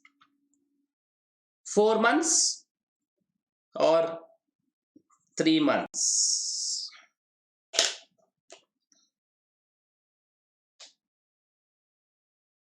Some of you are telling 4, now telling, oh, 3 is also there. Who are telling 3, now telling, oh, 4 is also there. And institute is also clever in that way. They could have given the values in numbers. They could have given 3, 4. They chose FOUR, they chose THRE. They know in examination condition, you will not read fully. That's a problem of CA students. We don't read fully. So one of the words you use and you take that number. Okay. So whenever the numbers are given in word sentence, numbers are words, you know, whenever they're given the information in words, be more careful in examination. So just to confuse you, just to make you mistakes, people have given the information in not numbers but in words. Okay. Let's understand simply. You know the answer. You just not choosing not to apply your mind. A little bit of thinking would have given you the answer. Okay. Now, when I talk about future, it's an instrument traded in the market. It is a price for everybody in the market. It keeps fluctuating, but same for everybody. Now that future instrument can be used for different purpose.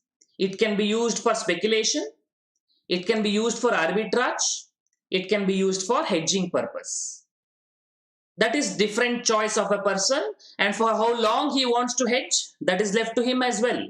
This is the instrument available in the market. How you make use of it is left to you. Now, we are calculating price of the future contract. Price of the future contract means we are computing from the instrument point of view, not from the person's point of view. Now tell me, does it matter you do hedge the portfolio for 3 months, 1 month, 2 months, 0 month, 15 days, 45 days?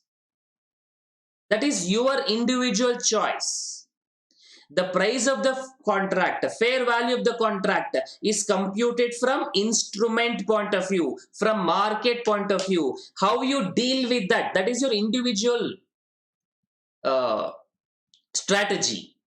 For every individual small strategy, value of the contract cannot change, price cannot change. You can have different situations. Price is computed from the point of view of the instrument. So now what do you think? Is it 4 months or 3 months? Definitely 4 months. 4 months. Now one question may arise. How can I hedge it for 3 months? Now tell me this answer. When this future contract is having a maturity period of 4 months, for me to trade, I take a position today. For me to close out my position, for me to exit the position, should I wait for the maturity date? In this case, the index is with 4 months maturity. So does it mean to settle this, to exit, should I wait for 3 months? Not necessarily. After 3 months, I can come out. I can do square off. I will be having markets. So I need not wait till the maturity date. We can always exit before it. In the problem we solved earlier, next day only you closed out the position because market price will be there. Square off concept. You can simply square off. Over the counter, you don't do it.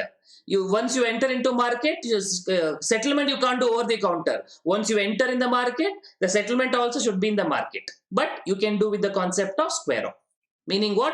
Earlier you sold maybe, later you do buy. One future sell, one future buy will net it off. That's all is square off concept. Just like I do buy and sell, I do future buy, then future sell. Future buy at one rate, future sell at one rate. Anytime I want, I can exit. So this 3 months is only individual holding period, which should be less than 3 months, but it can be anything less than 3. It should be less than 4 months. Less than 4 months because contract period is 4 months. At the end of 4 months, you have to close out. But before that, it's your choice. As long as other person is ready as well, you need a market, you need demand supply, you can always exit. So 3 months is an individual strategy that will not have impact on the price of the future contract. This 3 months is an individual strategy.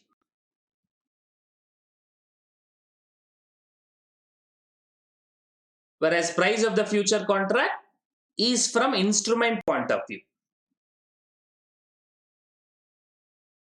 From instrument point of view. Standard instrument. Therefore, individual strategy has no impact on instrument point of view. Instrument will have impact on individuals, but individual strategy, 3 months, that will not have impact. So we will take 4 months. So 4 by 12.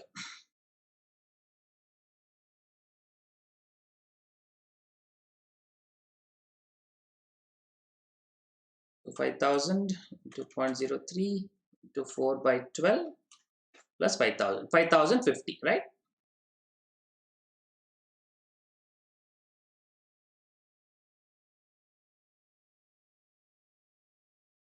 $5,050. So this 4 months for, remember, remaining time to maturity. Remaining time, residual time to maturity. For the instrument, not for the investment, for the instrument.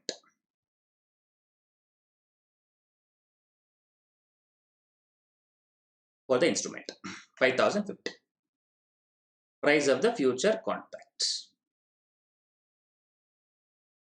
Second thing they're asking, now we'll come to the situation of hedging.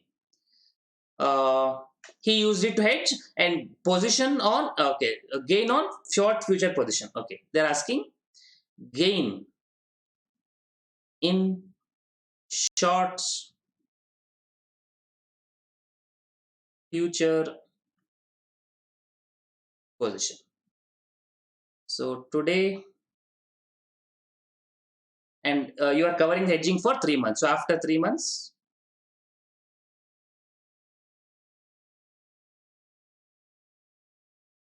in spot markets, in future markets,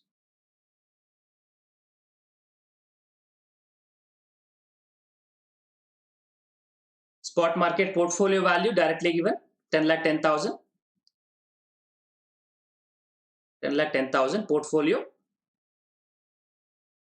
value, portfolio amount. When nothing is given, we always take it as long position. That is regular presumption. So number of contracts.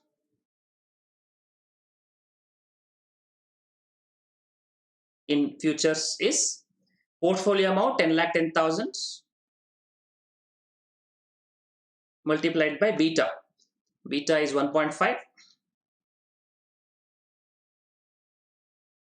whole divided by value of one contract. What is lot size? Contract is delivery of 50 times. So one unit, I mean one contract, lot size 50 units. 50 units. Multiplied by which number should I take? Should I take 5,000 or should I take 5,050?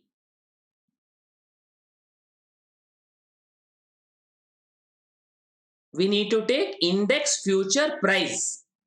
When index future price is not available, we'll take index future value, which is 5,050. So we get 5,050. So how many contracts we get? Number of contracts.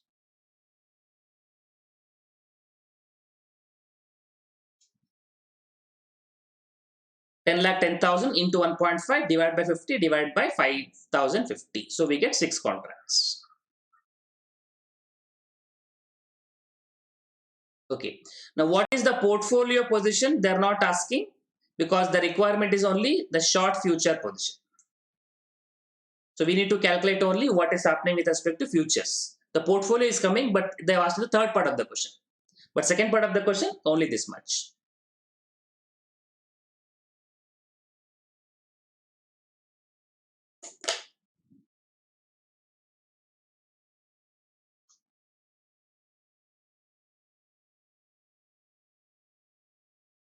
Okay. Index turns out to be 4,500 in 3 months. Now, in futures, you have taken short position because in spot market you have taken long. Beta is also positive. So in future, you are taking short position, index futures. And market is down. It has become 4,500. Definitely, you make profit. Now, how much should I calculate as profit? Should I do 5,000 minus 4,500 as profits? Or should I do 5,050 minus 4,500 as profit? Which of these two should I compute for calculating, for applying my profit in index futures? 5,000 becoming 4,500, so that difference should be my profit. Or 5,050 is becoming 4,500, that is my profit. Because when they give you the index or when you give the actual market value, don't apply beta and calculate. Use the actual market value, whatever they have given.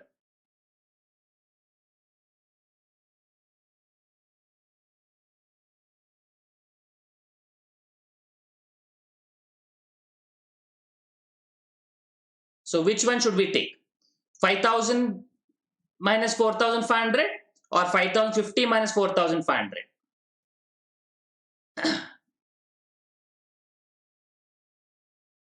Okay, the answer is neither. Answer is neither. Why?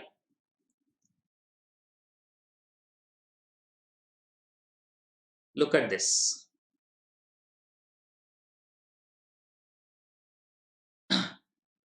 Today, what price they have given? Let's say today and after 3 months. What values we had? Well, first part of the question. The spot price was 5,000 and the future value on today, the future price, we calculated to be 5,050. Spot today 5,000 and future value today 5,050, and after 3 months spot price became 4,500. So 5,050 will become how much? Correspondingly number you calculate. I'll repeat once more. Today, how you took a position? Based on spot value, we computed the fair value and we took a position on that. Similarly, after 3 months also, they have given spot, but you have take a position in future price. So from the spot, you have to calculate a fair value of futures, and that will be used for computing profit or loss. The same process what you took for taking a position should be applied for exit also. So today what process you followed? Spot price plus interest. You estimated what is the price. Similarly, after 3 months also spot price plus interest. You have to calculate. You can't just cross multiply. You have to apply the same formula. So square of price, fair value of future after 3 months. Fair value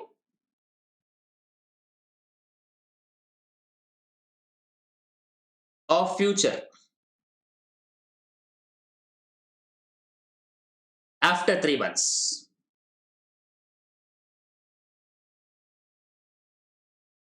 Spot price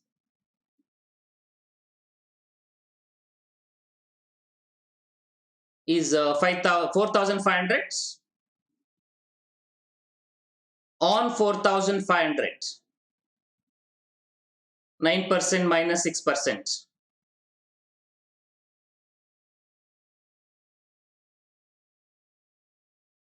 For how many months? Can you tell me here? For how many months here we take it? After 3 months. For how many months do we take?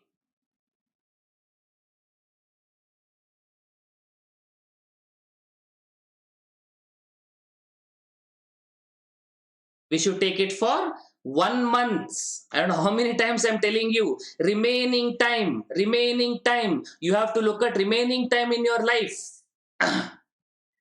And how many times I've repeated same thing. Remaining time to maturity. When you calculate the fair value, remaining time to be calculated. We did the basic problem also. Original contract was 2 months, 15 days over. We did not take 15 days. We took remaining time.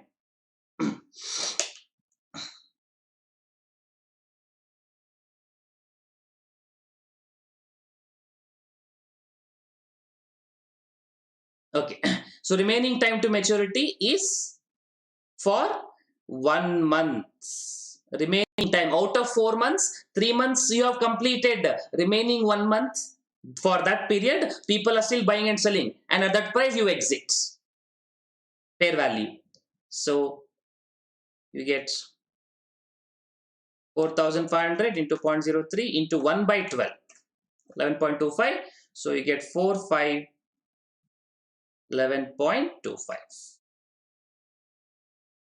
So what is your profit in the index future position? Why are we getting profit?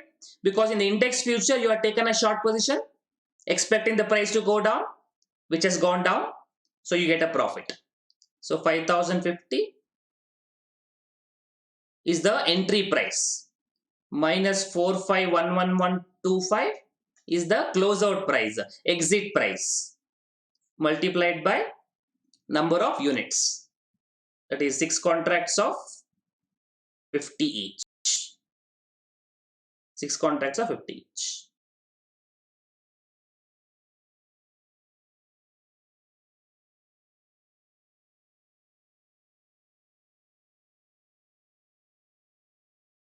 One lakh 61,625.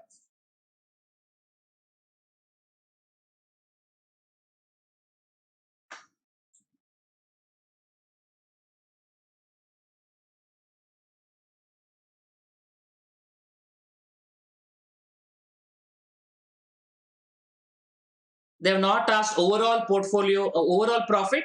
So portfolio amount loss we don't have to calculate. They ask only the gain on short future position. Only that we calculate it.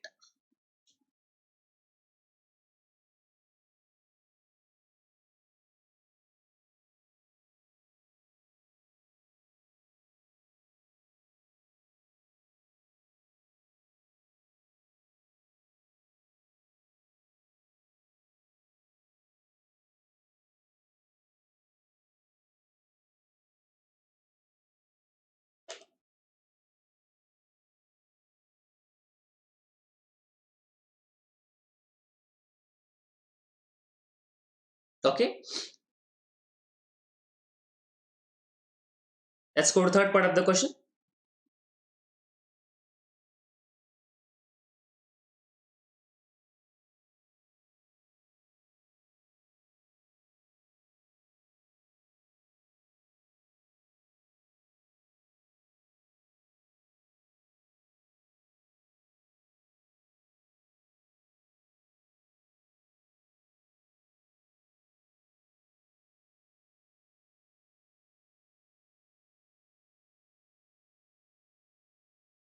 Okay, third part of the question. Value of portfolio using CAPM. Okay, third part of the question. Value of portfolio using CAPM. Okay, let's revise now. What is the CAPM formula is going to be? The formula, return of security or return of portfolio, is calculated by risk-free rate plus RM minus RF into beta. In this problem, beta is available. RF, they have given risk-free rate available. Only thing we require is RM. RM, can we calculate from this problem? What do you think? Market return. How do we calculate market return? What is the basis? We discussed from the basics again in portfolio management. How, on what basis market return can be calculated? Market return is calculated by a representative. Market is calculated by an indicator. Who are those indicators? Who are the representative? That is nothing but index. Calculated using index. We have calculated also, no? Index at the year end minus index at the year beginning, adjusted for dividend yield, all those things we calculated. But one point is, here we have the index only for 3 months. So when you take risk-free rate, that should also be for 3 months only. Understanding? The index return what we are calculating is only for 3 months. It's not yearly index. Today index, after 3 months index. So all the returns percentages should be expressed in 3-month period. Let's calculate one by one. Risk-free rate is given to be 9%.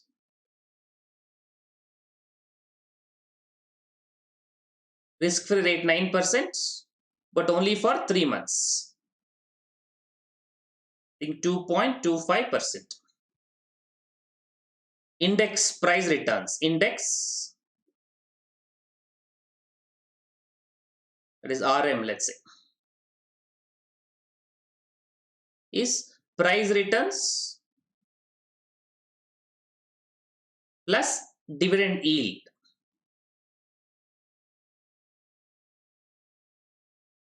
Price returns, 5,000 is become 5,000 has become 4,500. So 4,500 minus 5,000 divided by 5,000 into hundreds. I think minus 10%. And dividend yield is given to be 6%, but 6% for full year, but we should take proportionately here. 6% for full year, 6% into 3 by 12.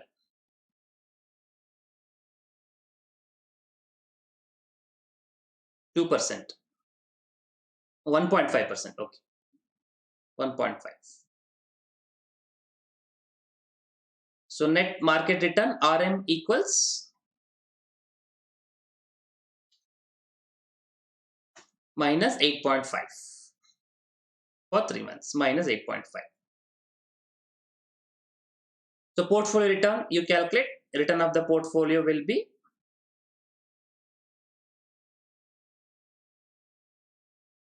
RF 2.25 plus RM minus RF minus 8.5 minus 2.5, no, 2.25.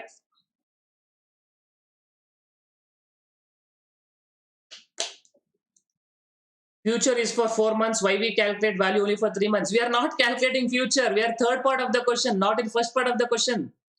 We are calculating return as per CAPM. We are not at all bringing in here futures here. Futures is over. This is CAPM. CAPM is for the period ended. RF plus RM minus RF into beta. That 4 months maturity period is for the future value instruments. We are calculating the position after 3 months under CAPM. The future maturity period does not have any impact here. CAPM portfolio chapter. For the period ended, we are computing the historical data, historical returns. What is historical RF? Historical market return, historical dividend yield. Hope you're clear. Don't confuse it 4 months, 3 months here. This is for the period ended. How much data we have? We are trying to compute the RF, RM, beta for the period ended. This is nothing to do with the futures. We are calculating portfolio value.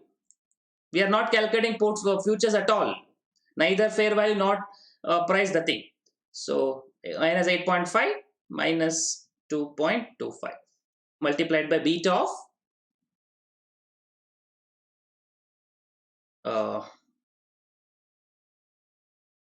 1.5.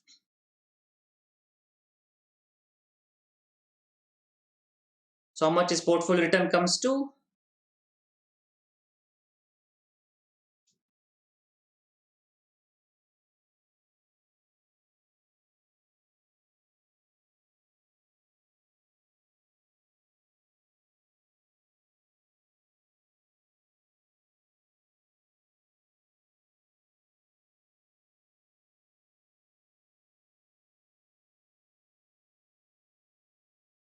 $8.5 minus 2.25 into 1.5.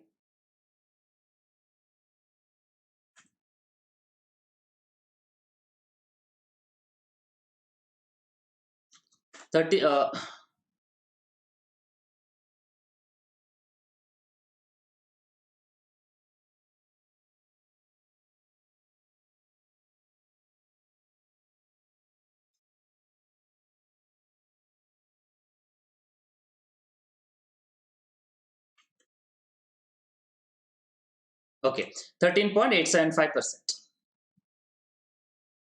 13.8 minus 13.875%. So actual CAPM return, expected CAPM return 13.875, and the question is that based on CAPM calculate portfolio. So portfolio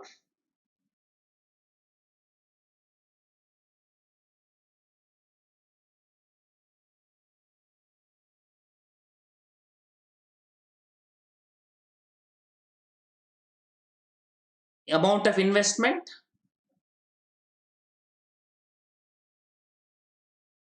is 10,10,000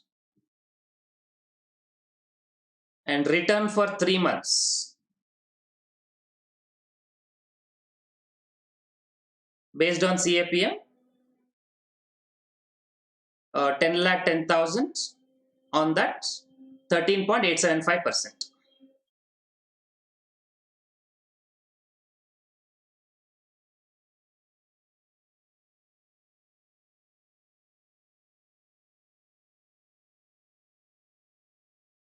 1 lakh 40,000 137.5 minus.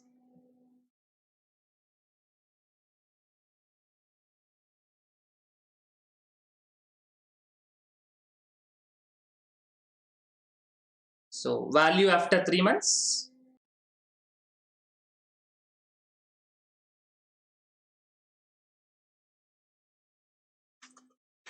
8 lakh 69 862.5.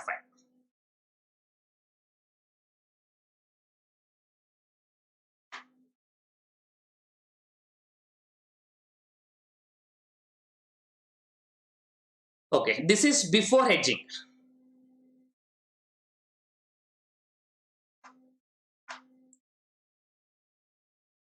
This is before hedging because before considering the position in futures. Before hedging.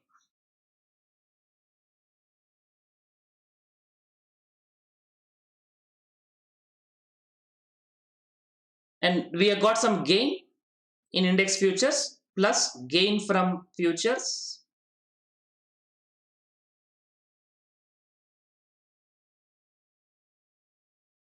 That is 1 lakh 61 625.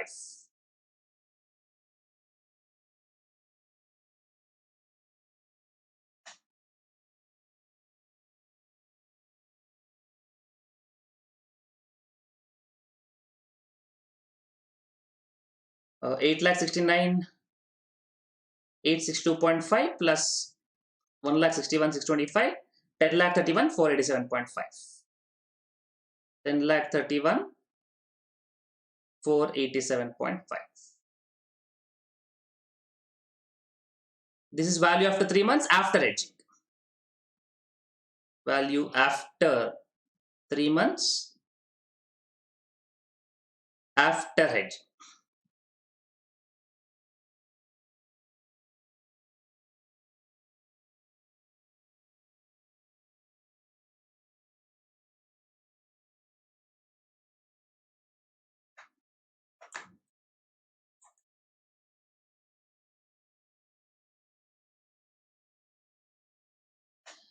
Question does not say value of the portfolio after 3 months, but that is correct. But when is it calculating then?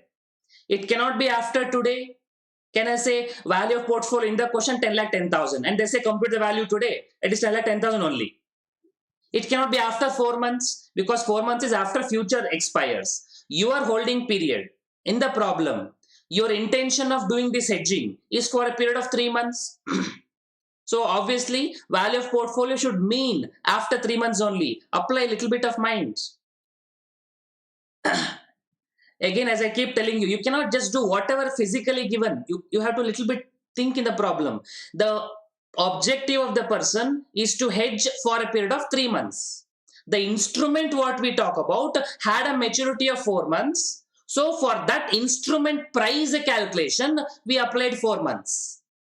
But for our all return calculation, actual loss profit calculation, portfolio position calculation, everything is after 3 months. That is when you exit your position. So when they say value of portfolio, obviously it would mean after 3 months.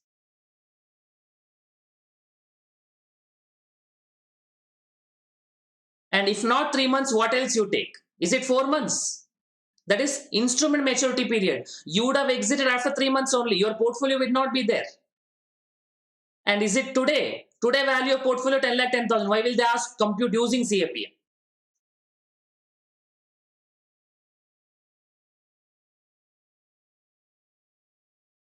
I hope you got the points.